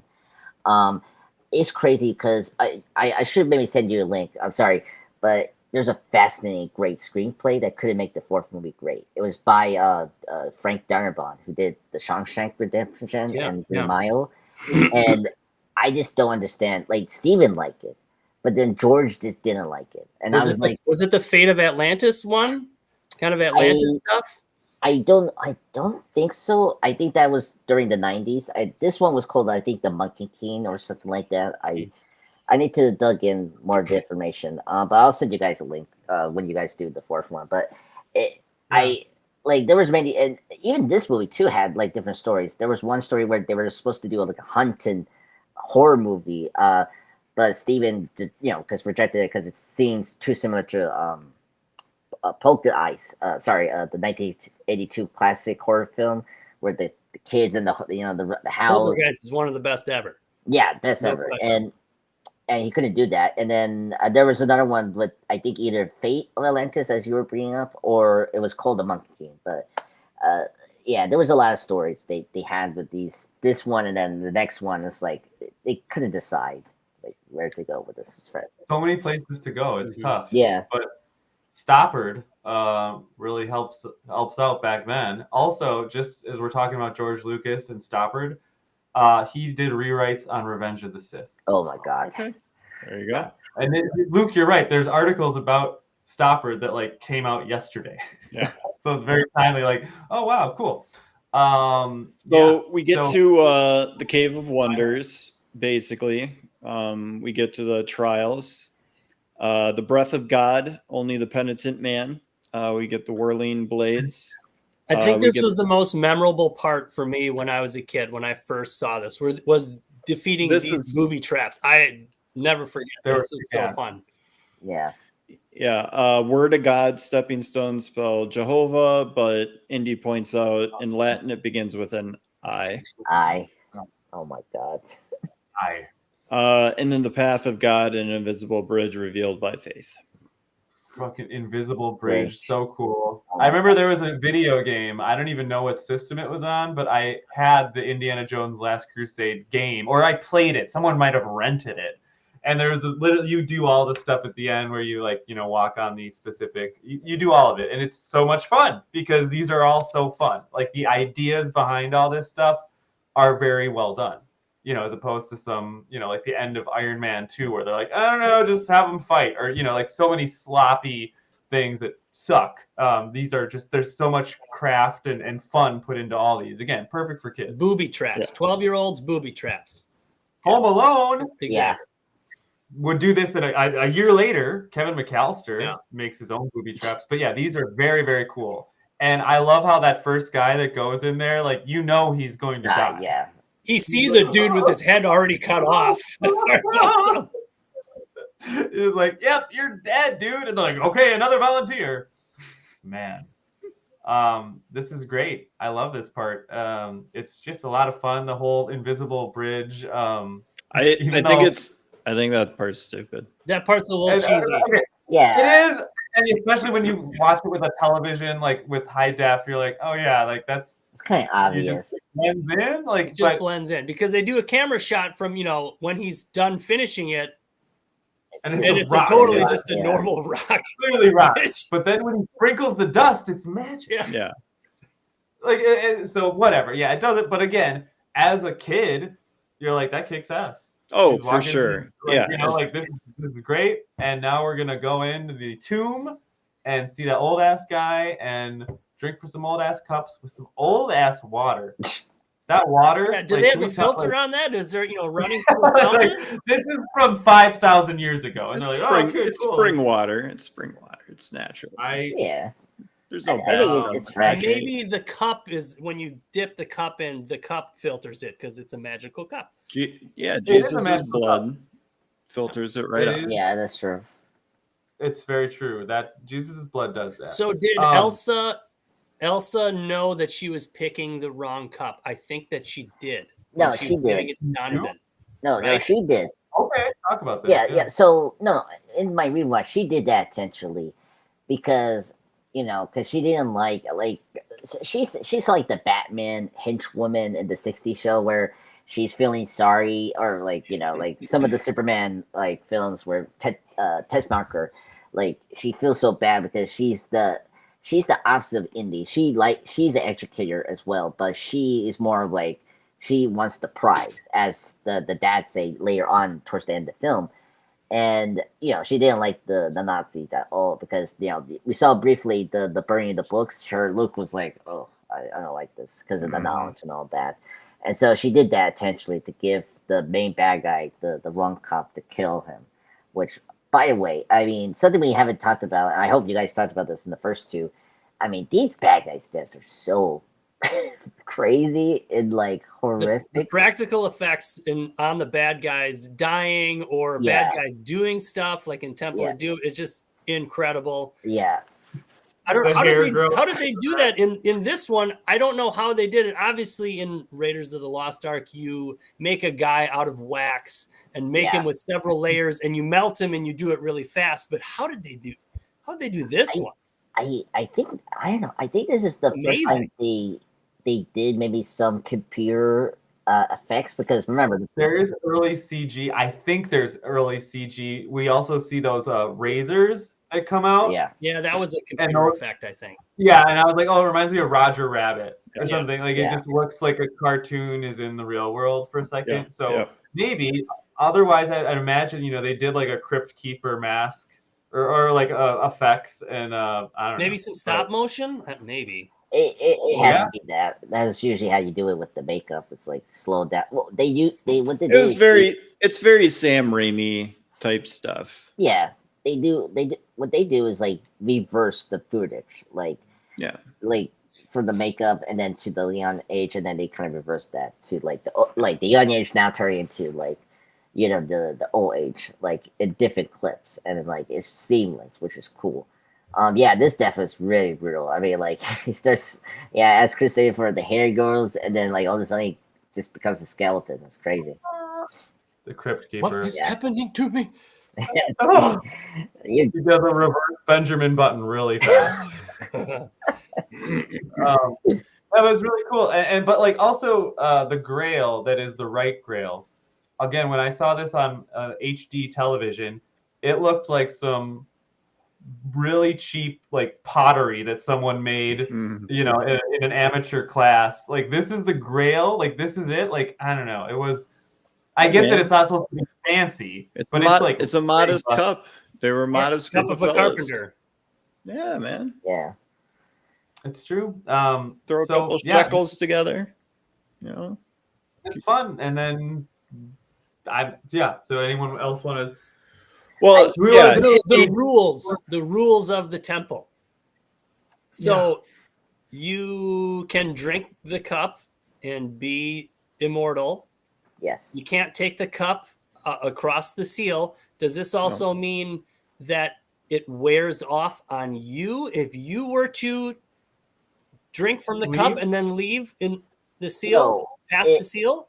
It's more like the Fountain of Youth, the Holy Grail / the like cup in general is if you take it out, you cannot use it. Like it will be permanently destroyed because they don't like the brothers. They didn't want they didn't want it to be out. Yeah. So they don't address like the what's the word, the immortality of our characters. I think it's similar to like Superman. Like he will probably die in slow age. Like he's not gonna rapidly die like certain humans. I think it is. What do you think? No, I think it's magic that works in a specific location. Yeah, I think it's well, obviously if you stay in the location and don't pass back, you have to do and eat something. So you're going to drink that water, and that water essentially keeps you alive forever. So that means if the Nazis were successful, would they? So like would they just be operating their Nazi kingdom from inside the temple and never? Yeah, I don't know what. Yeah, must go to the temple. That's how it works. They probably were reading past that rule if it was ever written anywhere. They probably weren't aware of the rule, to be honest. Yeah. But that's it's why Indy Senior can be healed there because the magic heals him. Obviously, he is then healed. But he passes back, but he doesn't have immortality or anything. They don't have immortality. So how do we know this? Well, because how do we know because Indy ages normally. Yeah, because the dad in the fourth film. I'm sorry, I had to scroll with this, but the fourth film, the next movie, Sean did pass the dad, and they addressed that. So I agree with Luke. It's a magic. It's a magic that works there. But nowhere else. And I didn't know that you could pour the water right on wounds. That was cool. Like, where did they learn that? Cool. Why does he even try? Like, is that in a book somewhere? Like, you just pour it on. Well, actually, actually, Chris, in the film, the bad guy, and then they were saying that it heals. Like they were throwing the word heal, so it was already set up that like this thing not only gives you immortality, but like it can heal you as well, like either disease or something like that. I mean, they don't go in deep to that. They just say like, it can do this and like it could do that, So it was already set and up. It's like, Chris, it's just like anything. It's like the Prestige. Everything's a magic trick. So if you think pouring it on the wound will work, then that's what works. If you think that Because pouring the okay. water over your shoulder works, then that's how it works. Like it's one of those things. Like it's literally the intention of heal this with this thing. Yeah. Physician, heal thyself. Cut to a bunch of dead Hugh Jackmans in containers in a warehouse. By the way, Hugh Jackman was in our very own Cops Custard today. Oh, he Hugh was. Wow. Really? He was dealing out ice cream. Damn it! Yeah. West Dallas? Should have gone. No, I What? think in Whitefish Bay, but I Yeah. actually don't know which Cops Maybe location. Wow. But Whitefish yeah. Bay? Greenfield, Greenfield or something. Yeah. Yeah. Prestige Yeah, is my yeah. favorite Wolverine. Nolan movie. That's my favorite one. Oh, it's so good. It's so Hot. good. Underrated. Hot take. Hey, Yeah, it's my favorite one. hey, it's a I great like film. that take. It is good. It's an underrated one. It's an underrated Nolan film, I have to say.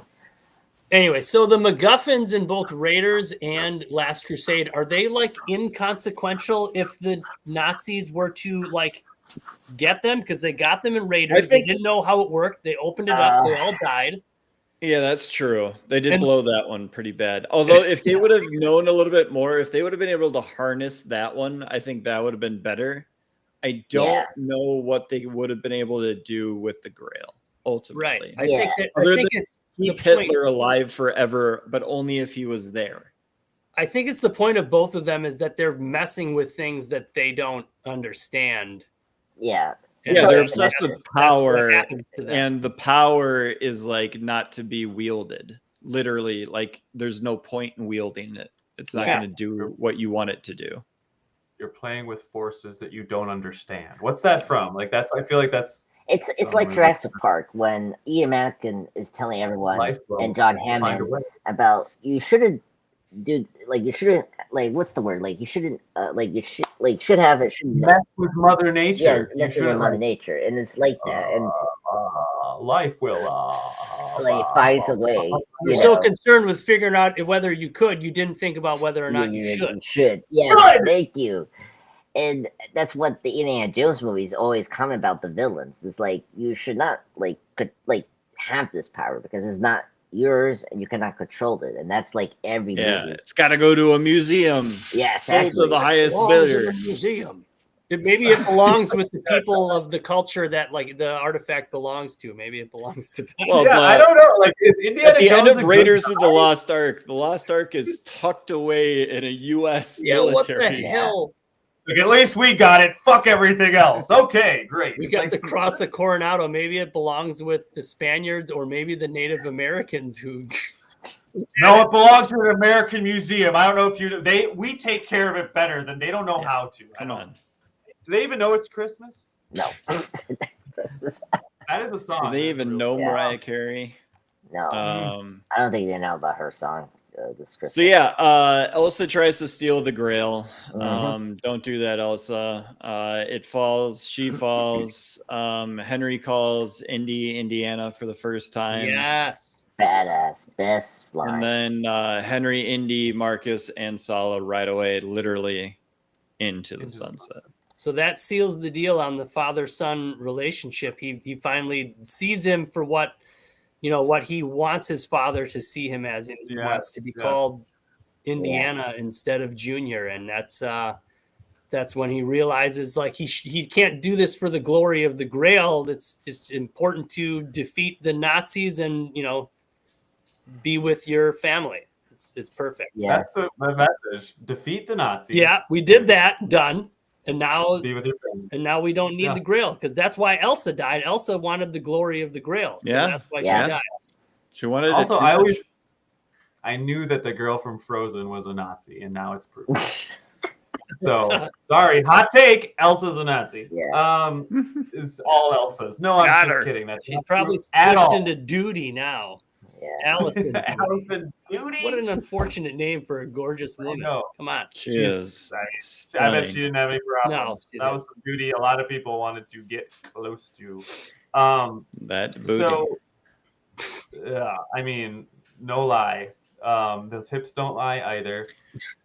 Great. Yeah. Oh, what I was gonna say is that they managed to like do the whole father-son through line in the plot with very little. right? Like he just calls him Indiana. Their exchange is like a minute long, but it resolved the whole issue in a way that doesn't feel completely cheap and No, shitty. Like you it feels believe good. it for sure. Yeah. It's efficient script writing and So filmmaking. quick. Yeah, Yeah. Well, so quick. yeah, because throughout the film, it's been a running gag.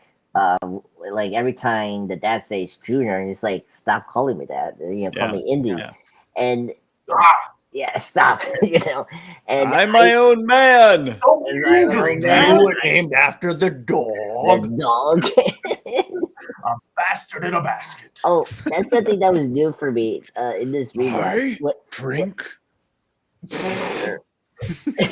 I drink it up. What? Why are we going to Dairy Blood? Folks, we're not doing Dairy Blood. I mean, milkshakes. No, but we always should be doing that. Yes. So my rewatch, I totally forgot that we like addressed that he got his name from a dog. By the way, Yeah. that was so cool because if anyone knows, the dog, the husky we saw at the beginning, it's a true thing. George, he had a dog.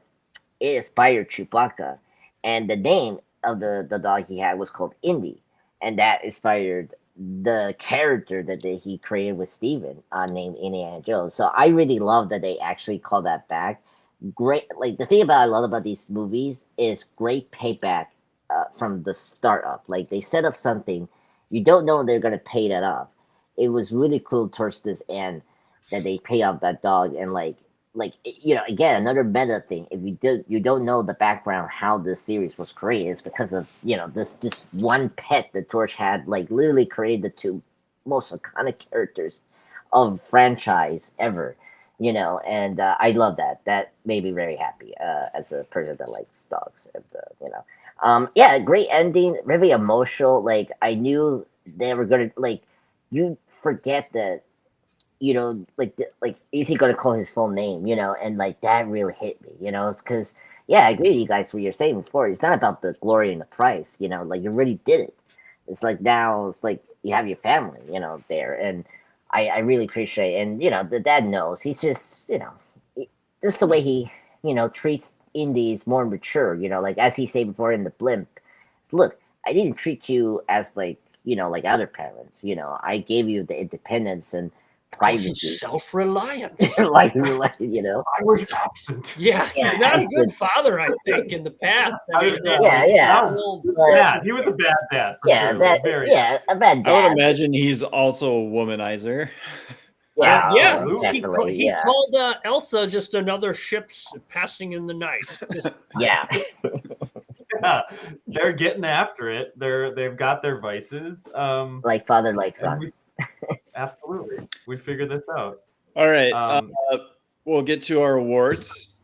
Let's do it. We talk more about the movie throughout that. So our first one for our favorite scene from the film.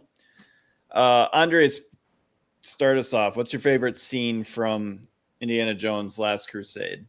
Oh, damn. This is a tough one. I think I will give this ending when he say Indiana, because that was a big deal. Because throughout the film they have this very tough love, as father and son, and then all of a sudden, Indiana hears his dad. Like Indiana, you guys brought up before, he wants the attention. And he got that attention by hearing his dad. It's so cool. And that's so emotional. And I just love that scene. It's just so one of the best wrap up character arcs that I love. So I give that the award. Peter, go ahead. well, when I was younger, I would say it was the whole booby trap finishing sequence, and when Elsa died when I was a little kid, when she just disappears into the mist and you just hear her scream, I affected me. So that's when I was younger. But I'd say the tank scene is absolute masterpiece. Perfect blending of giving all of your time to your good guys, little funny moments, and focusing on bad guys, and they have their own little character quirks and they all have a different look. And you love to hate them. You love to see them get killed. You love to see your good guys succeed. That's my favorite scene, is the tank scene for sure. Good one. I mean, if I'm being honest, I'll also go tank scene. Yeah. But you could easily give it. There's so many other. Most of these action set piece scenes, right? I like Andres that you went for the emotional, heaviness and payoff, because that's really good and not necessarily something that we talk about in these big action spectacles, but also is very valuable and a very I like that you chose that one. But whether it's the fire, them escaping with the fireplace, or the blimp, there's so many good ones. But yeah, I mean the tank just is so good. It's and like I said, they get everything. They milk that for everything they can, and it's great. Yeah. How about you, Luke? I mean, it's basically the same. I think that scene's so perfect. Though it is a rehashing of Raiders of the Lost Ark, it's just so good. Has everything you want. Performance of the movie, Chris, where are you going? Well, I know that some people are going to pick Sean Connery. Yeah, And that's probably the right move, honestly, because Harrison Ford, he's doing indie. He's great. He's fine. He's delivering the Indiana Jones character. I love his face when he just thinks that something bad is about to happen, where he just looks so terrified. I don't know. That's a side note, but he does that in Star Wars as well. And The Fugitive. Oh God. I didn't kill my wife. I don't care. Sorry. Fugitive is incredible and just great pace of storytelling in the Fugitive. Oh yeah, that's So actually. I would love to rewatch that. I haven't seen that for That so long. movie's Great, so good. It still holds up. It still holds up. solid Tommy Lee. So, anyways, I'm talking about Harrison Ford. I'll give it to Harrison Ford because he is he's the star, and that's so I'll go that route. Andres? Oh my God, this is a tough one. Yeah, it has to be Sean Connery. I think I wanted to give it the villains, but then the thing is, the villains are they're kind of Nazi. yeah, they're Nazi. They're kind of there. There's nothing interesting about is they're not as interesting as I would give Temple Doom. I'll give the Temple of Doom something positive. Is the villains there were very interesting and crazy, I have to say, and that was new territory. And here is oh yeah, not Nazis, but no, Sean Connery will be my pick because he's people forget he was a great actor. Yes, he's James Bond. And I think we watching this movie, I'm oh wow, it's just completely different. He's not a badass. He has that kind of James Bond he is a womanizer, but not the extreme James Bond. It's subtle. It's more subtle. Yeah, more subtle. I he's this bumbly, quirky, obsessed and vulnerable. He's great. Yeah, and that's something you rarely see with Sean Connery. Every movie role, he's this tough, you motherfucker, shooting and beating up these people is over and over again. And this movie is he's just, purposes. He's more of a intellectual person over indie, where indie is more of the band Swan guy, but yeah, Bond and more like Ethan Hunt. He's Ethan Hunt / Bond into Rogue One and as a educator, and I like that. And the moment I like in terms of the scene for give Sean his due is just him talking in the bike is really nice. Just the way how he convinces Indy to go to Berlin. Because I needed it, I need the research. He explains why we cannot have the Nazis get the Holy Grail. That's such a perfect way to get Indy to be on the mission, and all that. Mm-hmm. And he's a great, and I like how he just slapped him because as a dad, you need to get your son to be on the same page as you, So really good stuff, I gotta say. Great, he's great. Peter. I was going to go with Sean Connery too, but I mean, Andres laid it all out. So I guess I have to go with Spielberg to be able to balance all of this stuff. Oh, sure. Yeah, that's actually the right answer. I mean, it's well, kind of a cop out. I mean, performance. We're Oh giving no, this is performance. Yeah. So it's not MVP. So you can't do Spielberg. what is it? What? You can give Spielberg MVP.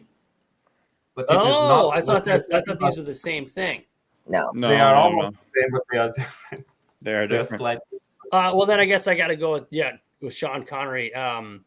With Andres highlighting the scene when they're in the motorcycle and he's explaining how important they'll cover all the lands in darkness. It's Does he all the Army his of lines, Darkness? every single one of Sean Connery's lines are delivered perfectly, and just I feel like just the old James Bond movies they never really did anything for me, and I don't know if they really express him as a great actor, but like he is a great actor Really in this, is. and Well, him and Ford playing. He was off each in other.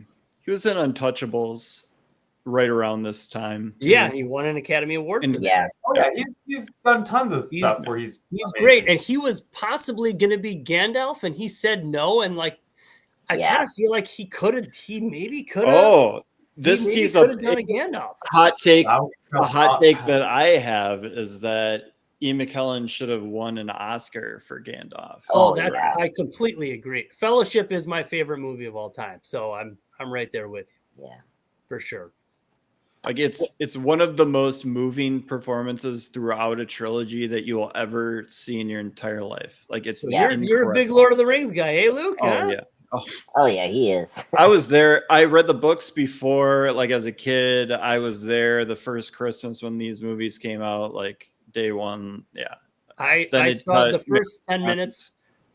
The first 10 minutes of Fellowship, I knew I was in for just an amazing adventure. I had never read the books. I watched Fellowship, and then I went and read Two Towers, the book, right away because I was like, I have to. I'm not even going to read Fellowship, the book.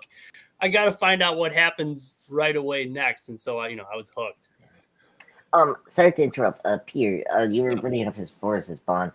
His early appearance up to Thunderbolt is where he was really engaging as Bond. Like his performance is top notch there, but People say Thunderball is the best one. well, Goldfinger is the best one actually. Like he really shine. Like after two movies, he's like, I know what Bond is, but like after Thunderbolt, he starts to become like kind of lazy in James Bond because for obvious reasons. Because back then they didn't do like the Daniel Craig / Batman / Christian Bale like the character development that the character and so he starts to become lazy and you only twice his performance there is kind of bland. And then Diamonds Are Forever is fun, but it's not a good movie, and that's what I have to say. Like he's a good Bond. It's just that like after Goldfinger / Thunderbolt is like where like it stops there in terms of great performance from Sean as Bond. Sure. Goldfinger, he's the man. All right.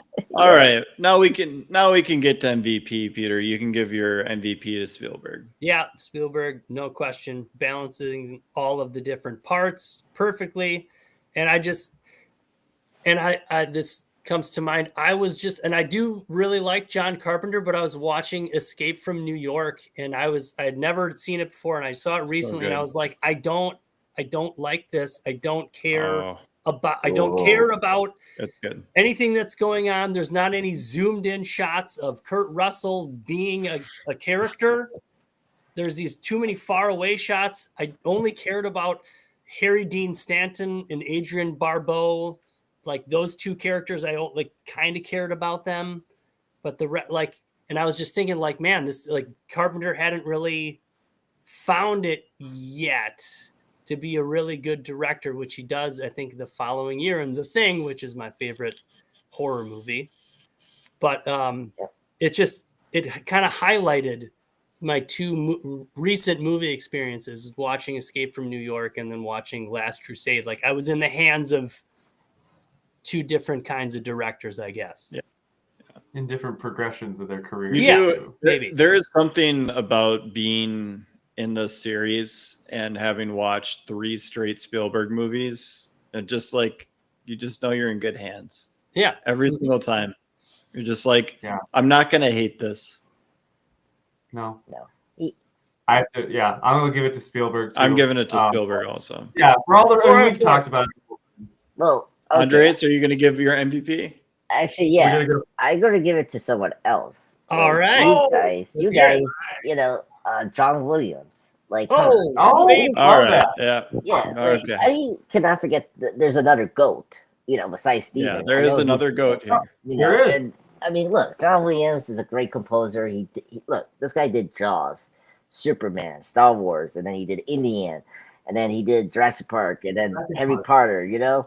This guy has done so many scores, and I really like the score here in this movie. He just does so well with the Right. action stuff and the emotional stuff.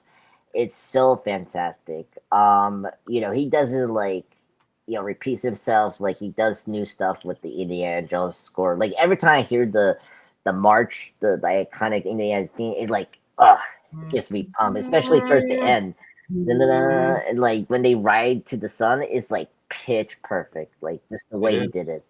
So I'll give it to John Williams, because this, without John Williams, it just feels weird when you watch a Steven Spielberg, and like when you get to this movie, it's like pitch perfect. I love that. Awesome, guys. That is Last Crusade. Any We're gonna rate it. Ratings. Oh yeah, we got Yeah. we got to give our ratings. Andres, Sure. give us your rating out of 10. Okay. Remember, you could be fancy with the decimal points if you want to be. Okay. Yeah, because Jeff didn't allow me to do that last time. I was like, damn it. And I don't know when movie. Last Samurai, I did it. Anyway, I would give it a 9 whip out of 10 lashes. I don't know what. Yeah. 9 whips. Yeah. Like, I mean, he used. I give it 9 popcorns, 9 whips. I love that. Yeah. It's a great film. It's one of my personal favorite of the Indiana Jones films. It just has that emotional hook that, like, if you're not a big fan of the series, like the other movies don't have the emotional hook, and this one has, because the father is here. You're seeing I think Chris, you brought it before. Like, not only the dad is vulnerable, but Indy is more vulnerable here than before. Like, to see him like just trying to be accepted by his dad is like really I get that, and then I really want him to be accepted by his dad, and like when he got his name like full on, it's like so like relief for him, for me, and like just for Indy is great, and action is great, top notch. I mean, look, Steven knows how to make good action, so he's really top notch. It doesn't matter, like as Luke said before, maybe it's rehatched Raiders. I need to like rewatch that to just remember that.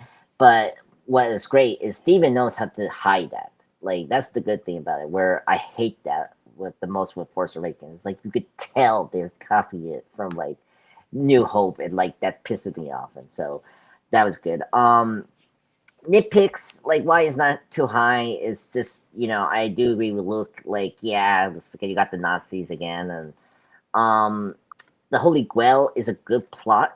That's a good supernatural thing for Indy to deal with, but it's not as like exciting as like the Ark and whatever. I forgot what was the MacGuffin of Temple Doom. You have to remind me. The of that. stones. The The rocks. stones, yeah, the rocks. It's The Sancredi or Sancri stones.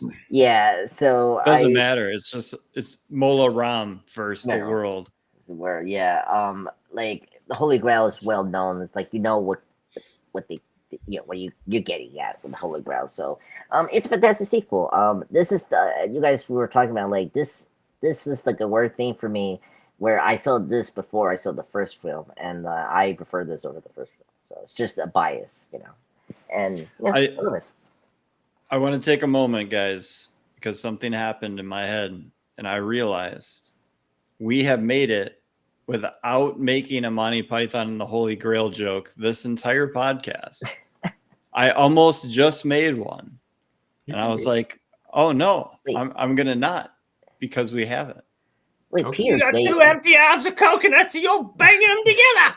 I was gonna say it's only. So when he was talking about the Grail, I was just gonna say it's only a model. Yeah. Oh my god. Oh, yeah.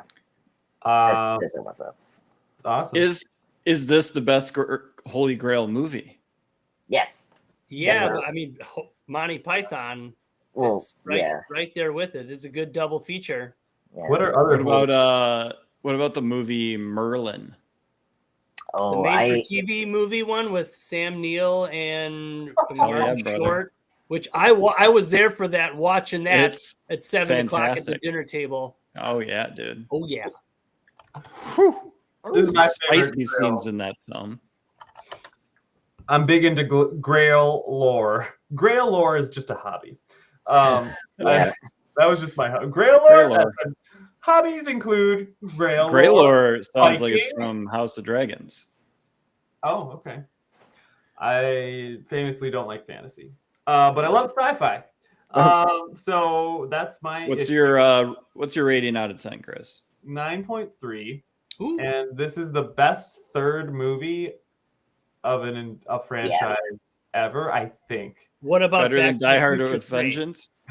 Better than Die Hard with a Vengeance, much better than Back to the Future 3. Yeah, I mean, Return of the Jedi. yeah, it's better.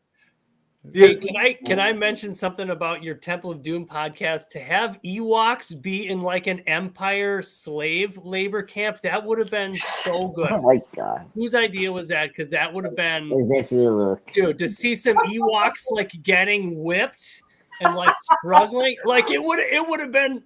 I'm like, not that I want to see that, but like it just, I feel like it would have fit in really well.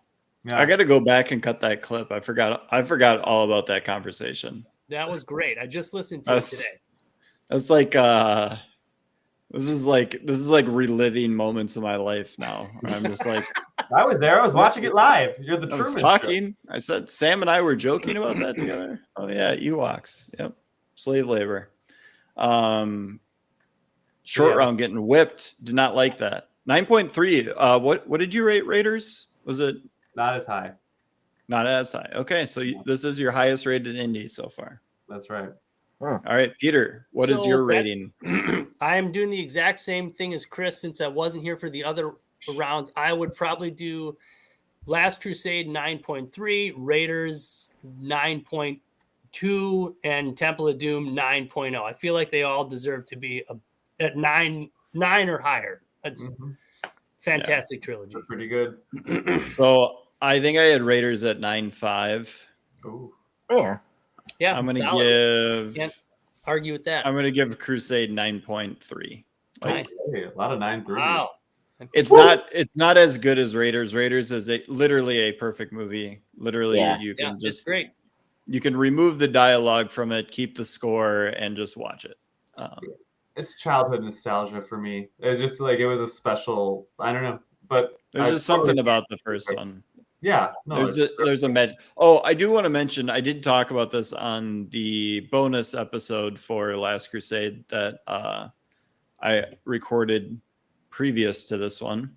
And on that, I talked about the color in this movie is just so much better. The technology and the cameras that they were able to shoot on are just so much better that everything looks incredible in this movie. Like having seen these, pretty close, Raiders and Crusade back to back, like the color, just the technology stuff is insane. What happened in like 7 years? Yeah, a major upgrade. I mean, again, it just happens. It makes, and to that end, it makes sense why this is people's favorite indie, especially people that like are younger, like probably people more my age probably think Crusade is the best also. I'm just weird. I think, yeah, well, and especially like people that are slightly older, like Peter and I that grew up with and were exposed to this as the first one. I think there's a lot of us. If you're like in your early 40s, I think Last Crusade, it might be your favorite.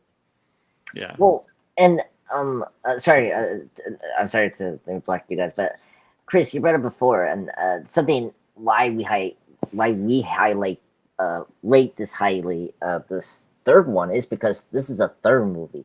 Because famously, a lot of third movies don't land like to wrap up their trilogies, and this movie is like the exception of that. Yeah, I Like, learned all about that in Scream 3. Yeah, Yeah, yes, it's yeah, it's pretty bad. I mean, Superman 3 is bad. Batman Forever is bad. Superman 3. Whoa, whoa, whoa, whoa, whoa. Oh whoa, my whoa. God. Don't kill a Batman Forever in front of Luke. He loves that movie. The Well, kiss from a rose. Ooh. Crazy awesome soundtrack. I was at a party recently where There's someone an had, Academy Award winner in that movie, people. I was at a party that they had that on vinyl. The Batman really? Forever Holy shit. soundtrack was oh, playing. it's a great at the party. soundtrack. It was You hilarious. two Dude, and the Offspring. When you go Kill me, to something. Yeah.